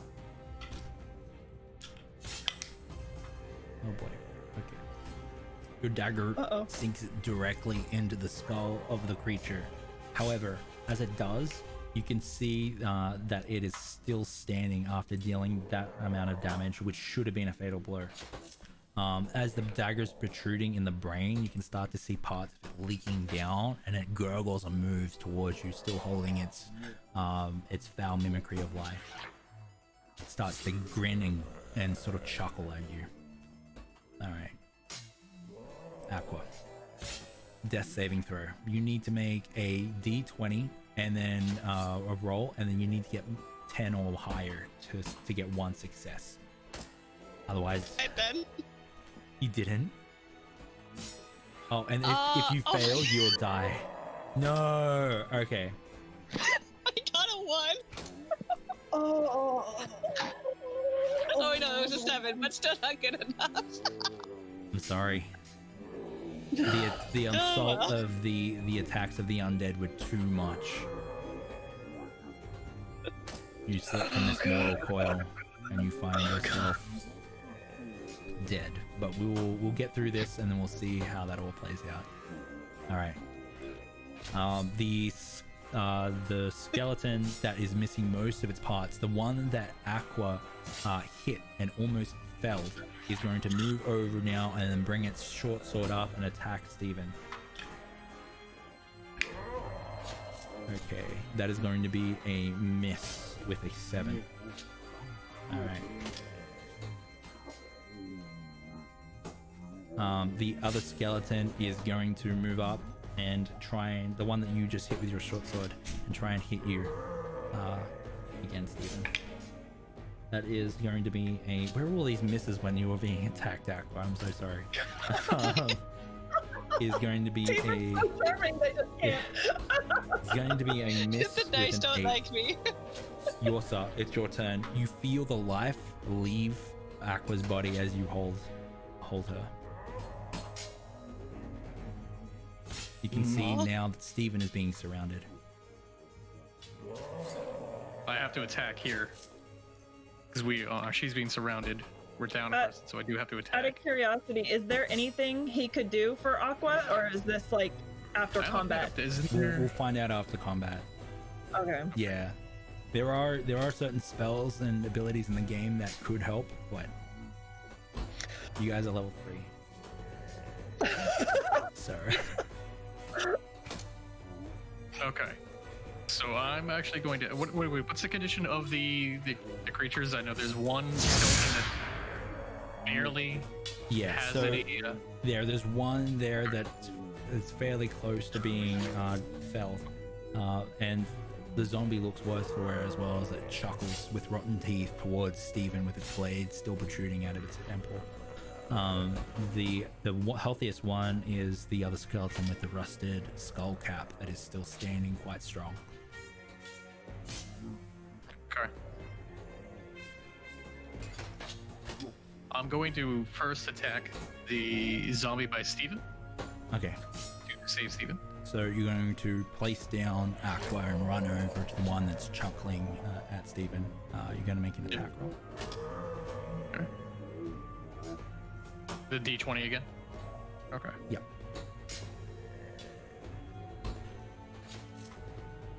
$16. Whoa, actually, wait. Attack. Oh, that's damage. One second. So I rolled a 16. That hits. Okay. Again, I had to do damage, correct? Yes. You're using your short sword? Or your rapier? Correct. Rapier. Yeah. Okay, so you're using rapier, which is 1d8. Okay.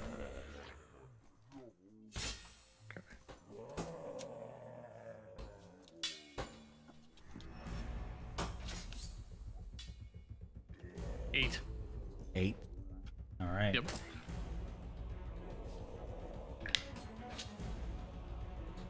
Your blade, where were you aiming with the rapier? Got for the head.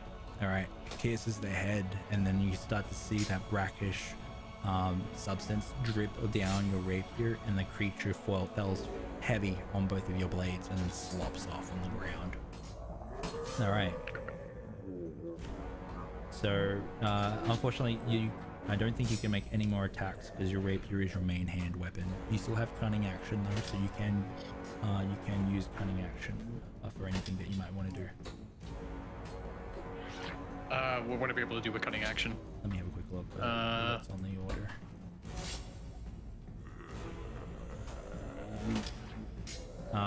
You can dash, disengage, or hide.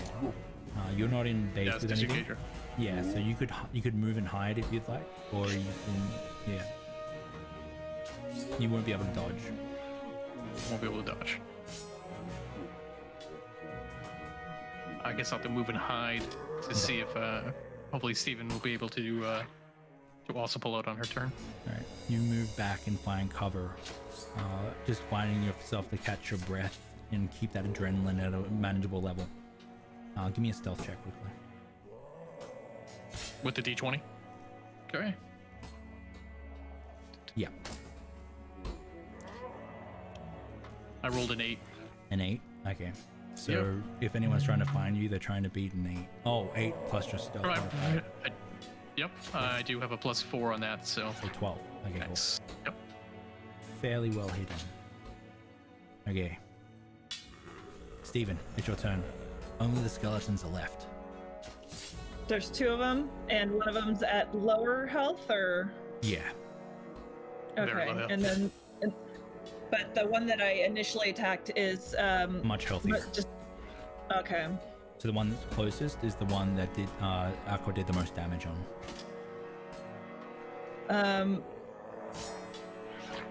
Steven is takes a second to glance over at Aqua again and is getting really, really pissed off and frantic at seeing his friend down and wanting to be done with this to address his friend. He's a little confused at his at his leader for leaving him in combat. So he takes his rage and he takes both weapons in hand and plunges them both at the same time in the chest of the one that Aqua attacked. All right. And it is at lower health. Get it. Make an attack roll. And that's with 5. Okay. So that's 11. 11. Mm-hmm. I think that misses. It does. Damn it. Your blade comes out with a frenzied slash. However, you don't find any purchase as the skeleton moves back and clatters and clicks. You still have your second hand attack if you want to use attack for a bonus action. And that's only with my dagger? Only with your dagger, yeah. Alright, so with that, it doesn't quite land. I'm gonna come up and swipe across the throat. Make an attack roll.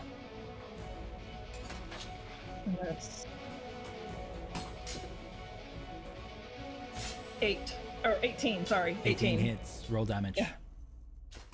And that's dagger is D4. Okay. Plus 3. 7. 7. Mhm. All right. 7. It's so weird slashing at something that doesn't have flesh that splices and flays. As you swing out, you expect that this cut would have dug deep if there was any throat there to cut. As you do, you sever what little bit of spinal column there is, and the head pops and rolls off, and the creature falls dead. And there's only one left. As it's clicking and clattering, it animates itself, fixing its rusty steel cap as though that it needs to, and is going to bring down its blade after doing so. And I think we saw a pink battle. Are they on or off? They're off. Chat loves you guys. Alright. This one will hit.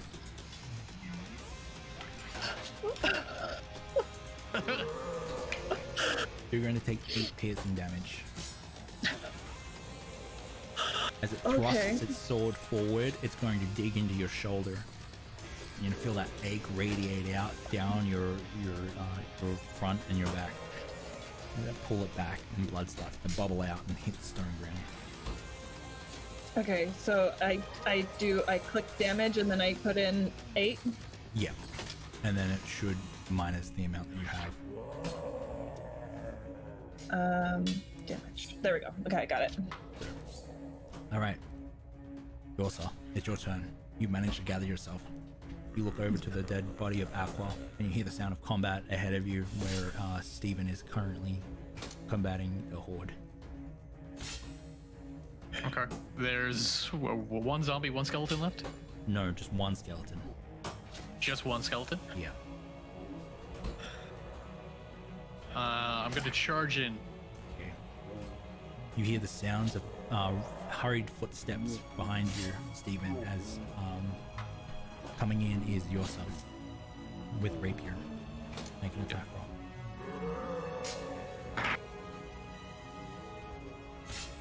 15. 15. Okay, that does Yep. hit. Roll damage and also add your sneak attack damage to it as well. Okay.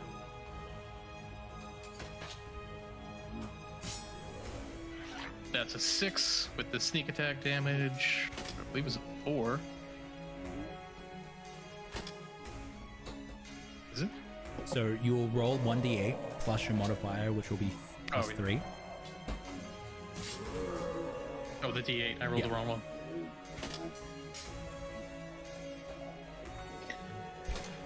That's a 40. A 40. Am I rolling the wrong dice? I think I'm so. rolling the wrong dice. Yeah, so it's Yeah, it's the it's the diamond shape Oh, one. I got it. Yep. That's an 8. An 8 plus 3, which Yep. is 11, and then you roll 2d6 on top of that, which I think you may have already done. Yeah, I had the 6 on that. A 6 on that for both Correct. both d6s, so 3 plus 3 or 2 plus 4. I had to roll Yeah. the D6 again because I Yeah. got a 6 the first time. I only have one D6, guys. Oh, okay. 6 again. Okay, so for 12, so this is a massive hit. So as you run in, rapier brandished, you dive forward, and as you do, you bring the rapier up instinctively, driving it right through the drawer and up in through the skull. As it cracks and chips off, leaving a hole, the skeleton falls and dismantles, clattering to the stone floor. That is combat, guys. Yes. All right. I'd high five you, bro, but damage. All right. So we are in open roleplay now. Steven. Oh wait. Oh. As you guys stand over the dead corpses of this undead gathering, you can see the sun is setting on this day. The canopy off across the hill, over where you left the horses with Elna, Alona, sorry. You can see that your quest has come to an end, but at a cost. Over there, you can see the corpse of Aqua, sunbaking. A breeze picks up and then rustles the fur. The scene is yours. Steven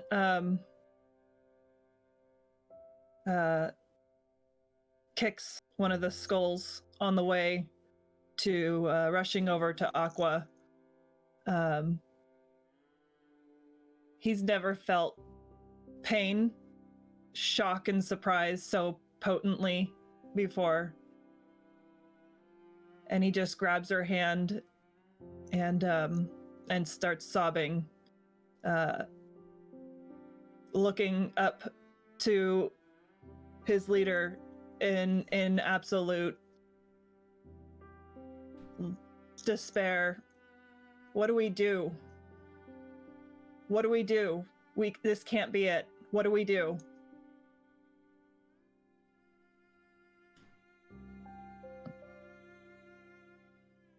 Do we have any potions that could revive? No. No, we don't. And being one of the ravens, or twin ravens, you understand that death should be final. Well, it's your time, it's your time. The job of the ravens is to put the end of undeath. And to be brought back from the dead is a great gift that shouldn't be gifted to many. Or any.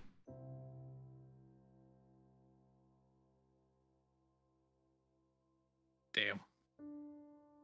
I feel a great weight, as it was my decision to accept this quest. It had cost Aqua her life.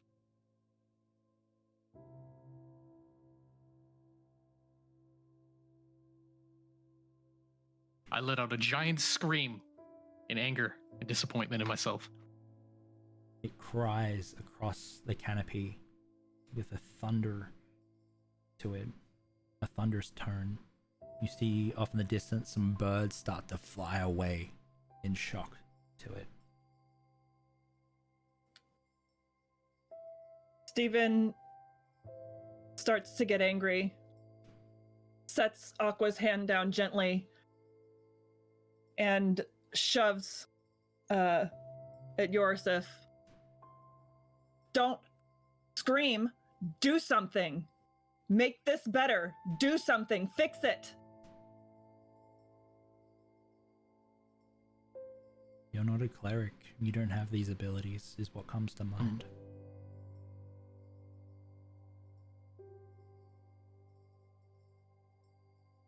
All you can do is continue on and hope that you can bring value to their sacrifice. Yes, we have to complete our quest so that her death was not in vain.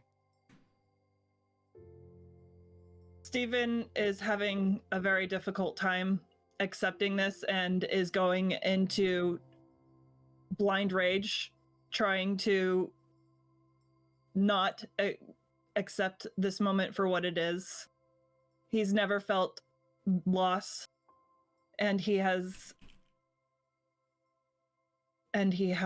no way of coping with these feelings. So he just turns it into anger towards his leader, and just starts shouting and starts trying to swing, because it's all he has. Even with his messed up arm, he starts trying to throw punches, and he just starts screaming at him to fix it, fix it, do something. This can't be it. I allow Stephen to pound on my chest as often as he needs. I wish there was more I could do.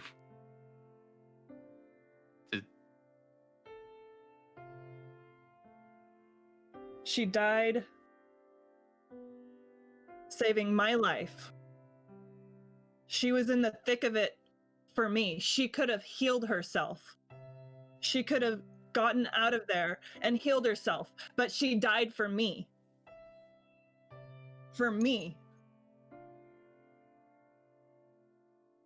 This is it?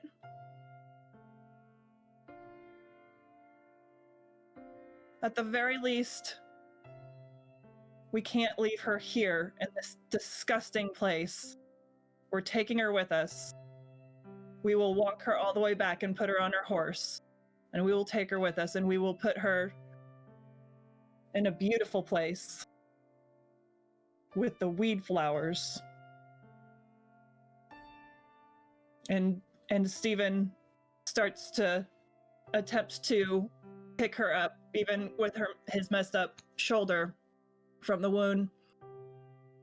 And then he looks over at you, sir, and it's just like, help me! Help me! And he's going back and forth between confusion and rage, and he just doesn't know how to express it other than to scream at his leader and his friend. I put a hand on Stephen's shoulder. No. This was my decision. I will lift her. She will be on my horse. And we will bring her back to the weed flowers. As you lift her up and start to walk back to the horses, you're going to hear a voice in your heads.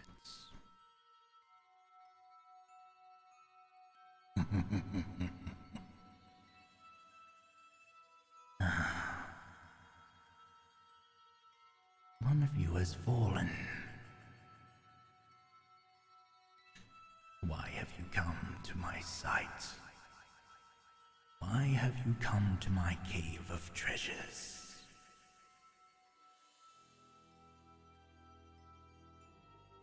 We have come Stephen... to stop the grave robbers. Oh. To remove evil from the lands. To allow the dead to rest.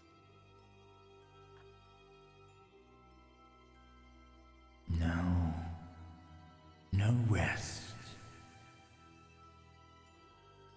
I will bring death and silence to all.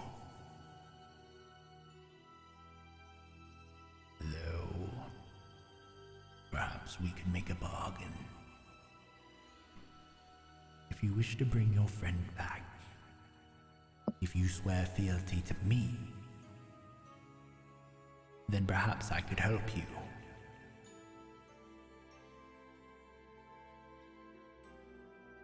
Who are you? I am a practical person. Someone that sees the value in things that people discard by burying them. I am what you would call a necromancer. Stephen puts a hand out. He normally would let his leader take charge in this. And he looks at the he addresses the necromancer and says, "Will she be herself? Will she be 100% Aqua? Or will there be any difference?" No one that has passed this threshold ever returns as themselves. They will be changed. Though, you will get your friend back. Stephen looks over at Yorisif and we have to. She died because of us. Now, We have to do this. just a bit of context for you, Yosa. Necromancy for a twin raven is blasphemy. It is horrid. So make that decision with that context, though the decision is still yours. At what price? You will help me. You will help me take Lugovia. You will help me turn its people.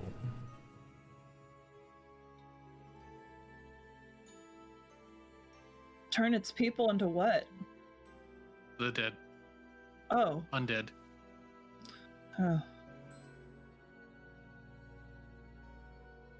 I'm going to do it with or without you anyway. You might as well benefit. Am I wrong? You could live like kings. You're gonna bring back Aqua, Yes. whether we agree to this or not. No, I'm going to take Lugovia. Oh. Shit. You sent a I was like, well. a small team of my undead. Imagine more.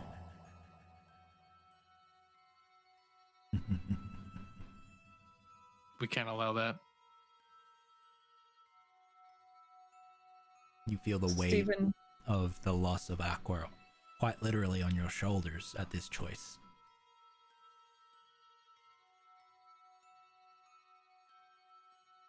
Steven, we can't do that.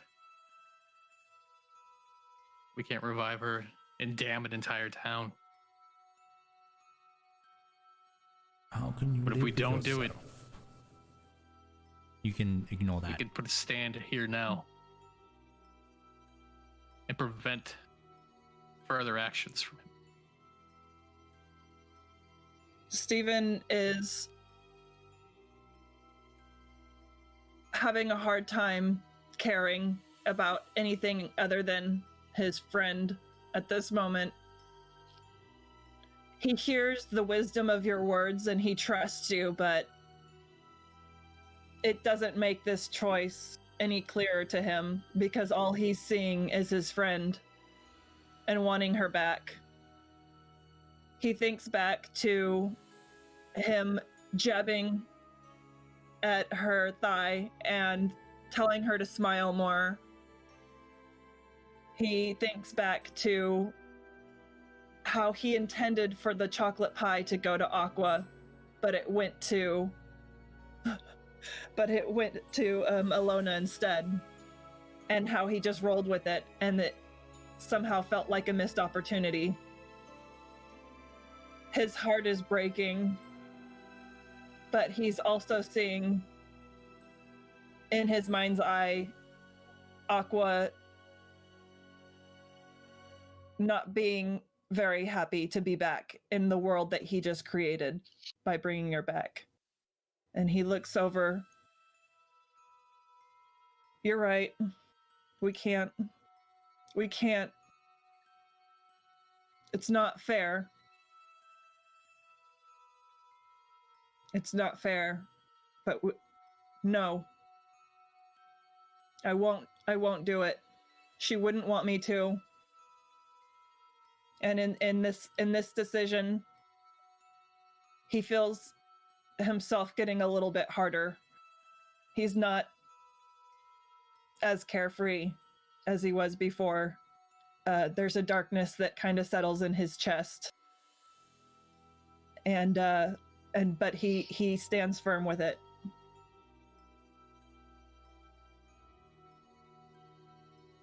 Very well. If you will not join me living, then you will join me in death. As he says that, you start to hear even more of these creatures shambling out of the cave from the darkness, fast approaching. You don't have much time. If you're going to escape, you have to get to the horses with Aqua now. And that is where we're going to leave this session. All right. Guys, what a session. That's so awesome. You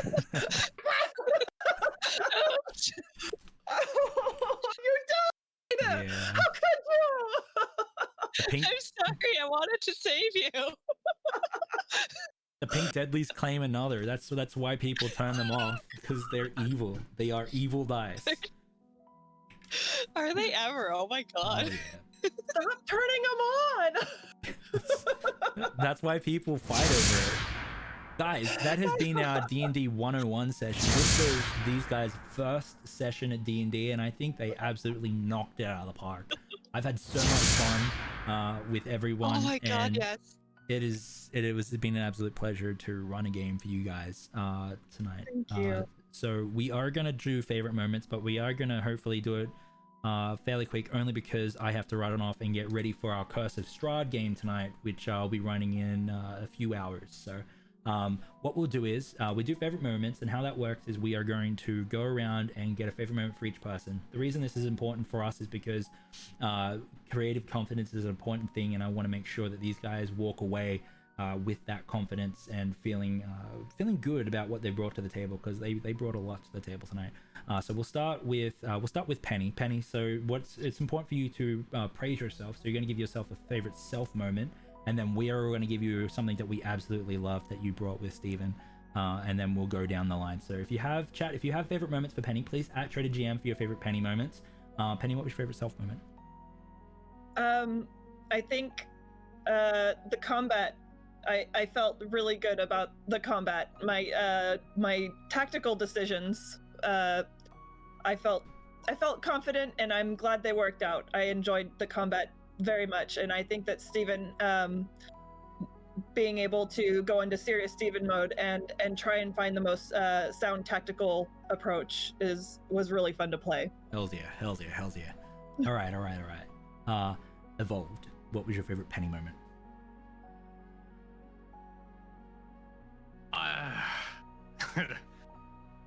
I'd have to say where she was flirting with half the bar. Yeah. And causing everything to spill all over everything. And so she rushed out after my sister and, took her shirt off to, because it was covered in muck and beer. And she thought that would be the calming moment to my sister, I thought that was a great session. So good. Aqua, what was your favorite Penny moment? Honestly, like the moment she was just like desperately pleading with I can't pronounce EvilEv0lved's character's name, but like it was just so emotional. I was like, oh my god, I'm actually tearing up listening to this. Yeah. I was very grateful to be playing dead at the moment. Okay, so what does chat have to say? Umbra says at Dreaded GM, the way Penny's character at the end was flirting even when his pant were wet, like he wet them, and it was acted like it was there. Acted out like there wasn't a care in the world. Okay. My favorite moment for Steven and Penny is just the absolute range that Steven has, right? Like, we thought that he was just gonna be the flirtatious character. He was the lighthearted part of the scene, and like he was there to, you know, like to be active and also get everyone roped in, which is an amazing trait to have as a player and a character. But to see the range of that, like losing a friend at the end, inflecting about the things that have happened previously in the game, and bringing full force dialogue into the scene was, whoa, it was amazing. You should be really proud of your character and how you played them tonight, Penny, because it was an absolute great character progression. Yeah, great character progression. I already, like, future sessions, I can see that this would echo out through if this was a campaign, it would echo out through the campaign, and we would have all sorts of things happen, and Aqua would be a big deal. Like, so like you nailed it. So good, amazing stuff. Thank you should be really proud of yourself.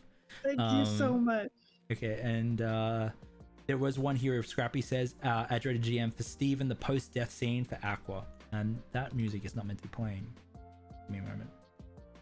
It's lo-fi Christmas, but it's not Christmas. There we go. All right. Okay, so we're gonna move on at Dreaded GM for your favorite Yosa scenes. I'm still learning the names. It takes a few sessions. So Yosa, what was your favorite self scene? Praise yourself. So essentially, you just need to say, "Hey, I felt really good when I did this," or "I really enjoyed what I did there." I know I had the moment where I did max damage to the final creature that was standing. But I think my favorite moment was my charge in to save Aqua, even if it wasn't completely successful. Running in to save her and get her out. I think that moment, Hells yeah. Yeah. that shows the leader quality. Definitely. So Penny, what was your favorite Yosa scene? I thought it was very powerful that he saw his teammate raging at him, and he just knew that Steven wasn't capable of accepting what was going on, and he just kind of quietly let Steven rage at him It was a powerful moment of knowing what his teammate needed, while also processing his own grief over and his own responsibility over what just happened with Aqua. Hells yeah. Aqua, what was your favorite Yosa scene?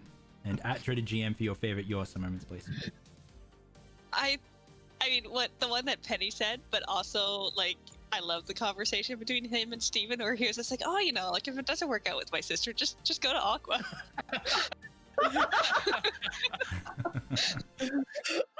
Immediately. Sibling Like, loyalty no right waiting. there. Before the word no is completely out of the mouth, just immediately walk past and go right to Aqua.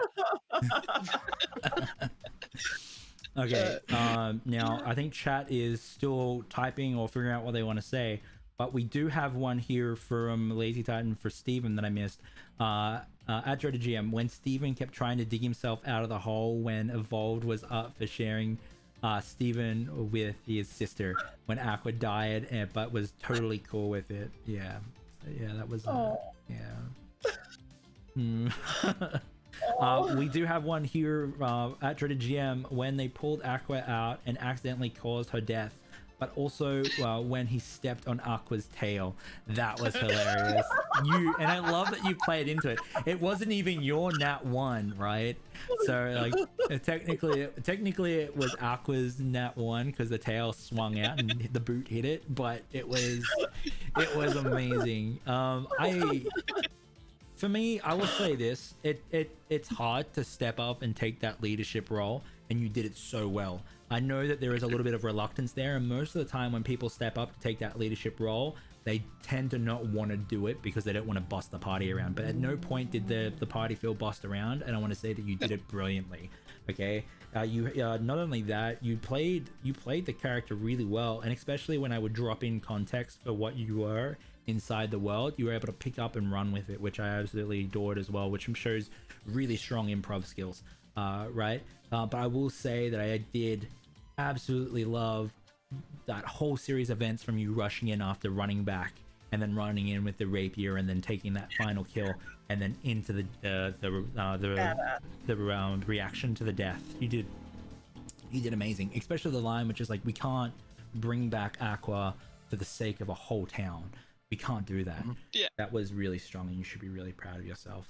It was amazing. Really good stuff.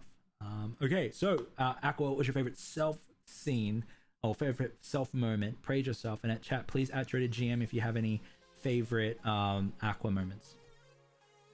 even though it totally led to my death, I am proud of myself for just charging in and almost destroying that skeleton in one shot. Yeah, totally. Penny, what was your favorite Aqua moment? I'm gonna say the flirting that we did, the playful flirting that Steven was doing with her, but she was being so cute about it and kind of being coy. But I'm gonna also Can say, you be more specific? the times that actually where Steven was encouraging the flirting, but I think that it was I know for Steven, when she just charged in to the center of all these undead creatures and just started going at it by herself, Steven was so like blown away, impressed with his teammates' bravery. It was badass too, because not only did she do that, she like healed herself and was just like, I could leave and do better healing, or I could stick around for Steven. And that hit Steven in a powerful way, and it was a badass move for a healer to do. Oh, so good. I sacrifice myself. Meat shield. Amazing. What was your favorite Aqua moment? I mean, it has to be charging in, because that's definitely seemed a little out of character for her, and she just brought up the courage that finally, and she just let it all out and just went full force. I think that was great. But I also loved the input that she was giving to everybody as far as what direction we should take, the wisdom that she was sharing. Okay. What does chat have to say? Scrappy the Goblin, love you, Scrappy, says Aqua's willingness to rush in and willingness to get pulled out once they were in a bad spot. Totally agree.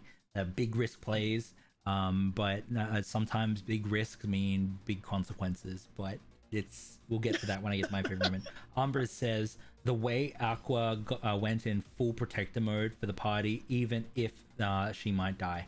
100% agree. I think so. Shuck says, I think how all of you got into your characters and stayed true to them was really impressive. It made improv that much better. Totally agree. Taltha says, I like how Aqua just rode the wave that Penny and Evolved created and just went with everything, which is so good. Being that character is that there's like reacting off people like that is so important, because it just shows that no matter what they throw down or do, you're ready to be a part of that and join in. So it's a really good place to be while playing role-playing games, and you should be really proud of that. Okay, my favorite moment would have to be a couple of things. I will say your physical acting was really good. Getting in there and like acting out even when you're dead as your character is super important and awesome to the improv. It just adds to the immersiveness. Big risk plays. I totally get that big risk plays are awesome and fun, but when you get in there and you're like, I'm putting it all on the line, you should really feel that. I've played D&D for a long time, and I've had a lot of players on my table, and I've seen some amazing big risk plays, both good and turn out good and bad for people, and that's just one of those situations where I was rolling really well even with disadvantage, which doesn't happen often. So it was, I believe that the dice wanted the story to go that way because it made the story really impactful at the end as well, which I really enjoyed. Oh my god, did it ever? Yeah. And I will also give a massive props to punch fishing. So at the river, I absolutely love it. You're like, I'm just punching the fish, I'm gonna get one. I absolutely, it was amazing. It was so funny. Yep. It was amazing. You should be really, really proud of yourself. And I'm glad that you enjoyed I hope you enjoyed yourself. Thoroughly. I can't wait to do the next one. Hell yeah. Okay. And now favorite GM moments. For me, I will say that my favorite moment, I really digged the necromancer at the end. I felt like he was a strong voice and a way to put that story in that place. So an interesting twist. Yeah, exactly. I really enjoyed that, especially since you guys were looking to leave the cave as well. So I was like, oh, if they're not going to go in, then voice. And then I was like, hell's yeah, I get to use my voice modulator. So I was all about that as well. Okay, so if at Dreaded GM for your favorite GM moments, Penny, what was your favorite GM moment? It's a tie for the moment that Alona called Steven out on actually singing some of the opera that he was supposed to be working on, and forcing him to kind of put his money where his mouth was and try and sing part of it. And then I especially hold on there. I had a moment and then I lost it because I was thinking about Alana. Right. There's a lot of good Alona moments. Like when she was like really pissed off about giving the dagger and Steven somehow turned it around. Tongue of silver gets away with murder. That's amazing. Props to you for actually coming up with lyrics and singing it too, because like I've had players don't bring up songs anymore because they know that the NPC or someone will say, sing it. Go ahead, and they don't. So music hasn't come up since. So props to you for actually having a go. It's amazing. Steven will do it. Yeah. But I really liked weirdly enough the character to the skeletons, the laughing at Steven when he made an attempt and it didn't work out. The laughing at Steven, which was very haunting and messed up. That was awesome. That was Zombies a very cool touch. Zombies are messed up in this. It's not like old school destroy the brain, destroy the creature. It's more than that. So like when you pierce the brain, I was like, no, we're still going. We've still got some stuff to go. I made my undead fortitude roll. Players that know that will know that. Yep. Yeah. Amazing. Yorsa, what was your favorite GM moment? It had to be the necromancer because I think that brought out a lot more emotion. A lot of the emotion that we were showing for it was all playful and joking. That actually caused everything to turn, take a real turn, and really put a lot of light onto Aqua's death and the consequences of it and potential consequences. So we decided to bring her back. That was great. The tone setting, with the music and everything, that was fucking amazing. I wasn't expecting that. That was great. Thank you so much. But then as far as Alona, when she was getting the daggers, and she was able to get Steven to agree to pay for them himself so that she didn't pay anything at all. So she got her daggers for free. Yeah. And Steven had to take up the bill. Yep. That was great. Yep. For love. And Alona knew full well what was happening in that situation. Oh yeah. Yeah. Oh yeah. She had all the power and she knew it. Yeah. Oh, amazing. Thank you so much. Aqua, what is your favorite GM moment? Oh, I definitely have to agree with the necromancer moment because I was just like, oh, that's a twist. Damn. And then of course I'm dead, so I'm sitting there like I can't tell them not to revive me. Oh my god. Yeah. Thank you so much. Yeah, I really wanted to milk that just a little bit more at the end there, so I was happy to bring in the necromancer, and he had an interesting voice, so I'm glad that it was it great. landed. Yeah. Unlike the It was so awesome. Scornmat, The who Russian was, Scottish part. Yeah, he was. I was like, I'm gonna do. I haven't done Scottish for a while. Scottish, Let's just I'm do it. Russian. I was like, no, apparently he's Scottish. Russian. I was like, okay, gotta commit. So I'm Russian when I'm when giving I'm doing quests out. business. Yeah. Yeah. Oh man. All right, so we have chat here as well. Scrapper the Goblin says at Jim, the auto-tune song that will happen now. Lol, joke. As you always pulling the characters out of their shells by using NPCs. Hells yeah. Yeah, I totally agree. And I don't know if I want to punish you guys with an auto-tune song. Yeah, I'll see. You type 1 in chat if you want an auto-tune song. I'll keep going. So Lazy the Titan says when a learner recognized the plants picked by Steven were weeds, but still treasured them enough to put them in her bag. Yeah, no, Yeah. it was one of those awkward situations. Like, Joy, can I just leave these behind? And they just kept looking at each other, and then Well, you if blew it a wasn't for kiss.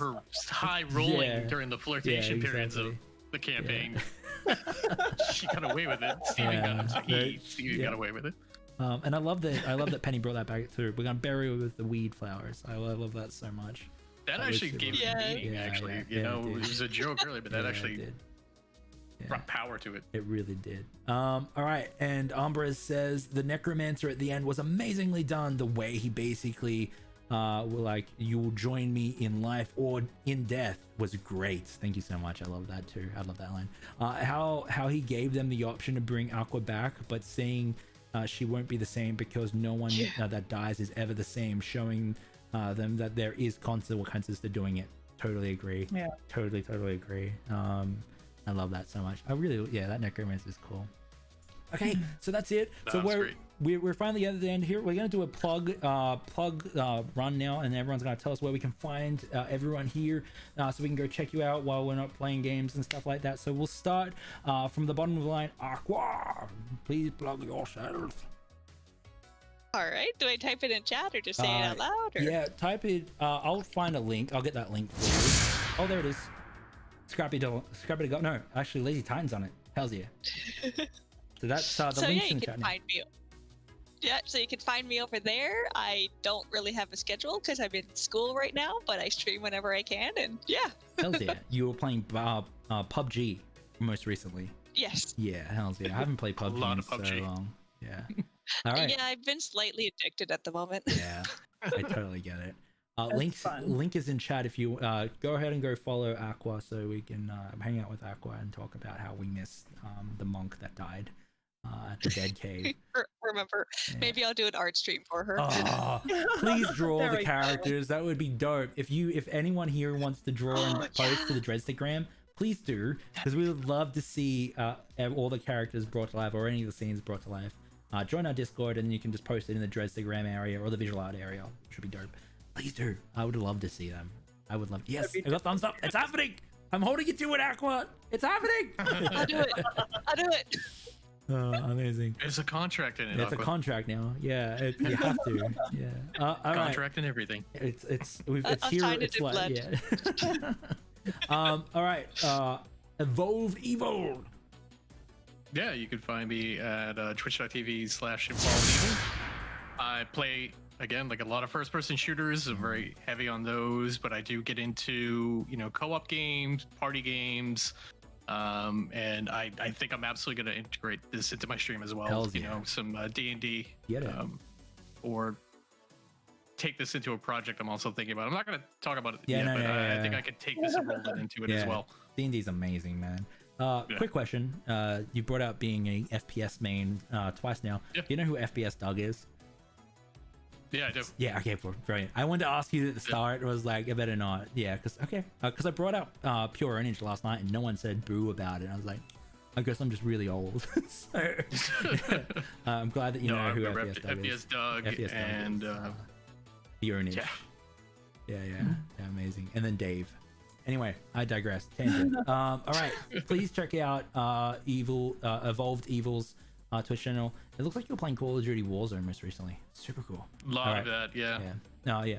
All right, and last but definitely not least, BWC. You can find me at Twitch TV at PennyWagon or /PennyWagonChaser. Again, just mostly variety streamer. This was so much fun. I would definitely join in on somebody else's game if they were to stream it, but I'm okay with playing a character, but I don't think I could run a game. So I mostly just do like marbles, and I run a PUBG community game once a month. We play a lot of group games like Among Us, Phasmophobia, just lots of fun community games. It honestly, it's just mostly friends hanging out and laughing and being ridiculous. So if that's your vibe, I'm your vibe. Hell yeah. She has a lot of great scare emotes. Oh yeah. You know, any scare alerts, like you could spam the hell out of those, and her reactions are fucking top notch. Hells yeah. Apparently Talf is drawing your werewolf druid as we speak. That's amazing. I want to see that too. Please post that somewhere I can see it. Okay, and then if you're here, I'm Josh, the Dreaded GM. I run D&D predominantly on here Mondays, Tuesdays, and Wednesdays. We are a community that focuses on creative confidence, because being creative is so gosh darn important, and you know, everyone should have the confidence to go out and do it. And you know, if you've been creative before, it is a journey, and you can find yourself lost on that journey, and we want to help you find that again. It's one of my favorite things about cooperative storytelling, like D&D. You get in, you're in that space, and everyone's cooking something amazing together, and then at the end you get to enjoy it and then grow as a player and a creative as well. So if you're new here, welcome on in. Hopefully you'll join our Discord. We used to do weekly wrap-ups where we would go through everyone's creative prompts, because we have a creative prompt each week. This week is mystery, but we've decided to make that a monthly one, so we can open up 3 Thursdays per month to be able to do a bunch of variety stuff where I can do different systems, video games, just chatting, and all that cool stuff. So it's been an absolute pleasure to host this today and to have you guys on. Thank you so much. Yeah, this was so awesome. So beyond what I could imagine. Thank you so much. This has been a lot of fun. I'm definitely bit. I'm The doing bug's it been again. bid. Yeah, I'm that's how it totally works. bit. Yeah, and then we flash forward a year from now, it's all you'll be talking about and thinking about. So Pretty much. Enjoy shooting people in the face. It's why I was hesitant to ever try D&D, was because I know my personality and I know how addictive this game can be. Yeah. So it's just I'm glad I did it. It's so good. There's so many good facets to it as well. All right. We are going to raid someone as we usually do. Let's see who's on. I think it will raid someone we know. Let me bring up the dashboard and the follow list. And I didn't scout beforehand. Wisdom saves is on. We haven't raided them in a while. I would love to raid someone very small, however. Oh, then again, we do have 3 XP to XP to level 3. They're currently playing Sea of Thieves. Their GM over there, which might be cool to jump. Okay, he's funny. He makes me laugh, and for that we'll raid him.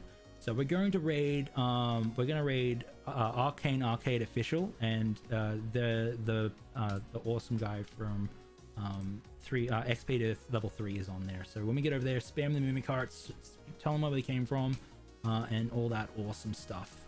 I think there is an exclamation mark raid. If you do have the hard emote, the mimic hard emote, I'll post that as well. Arcade Official. Guys, I will see you in a couple of hours for our Curse of Strahd the Marked Ones campaign. Thank you so much. Guys, we'll catch you on the next one. Yes.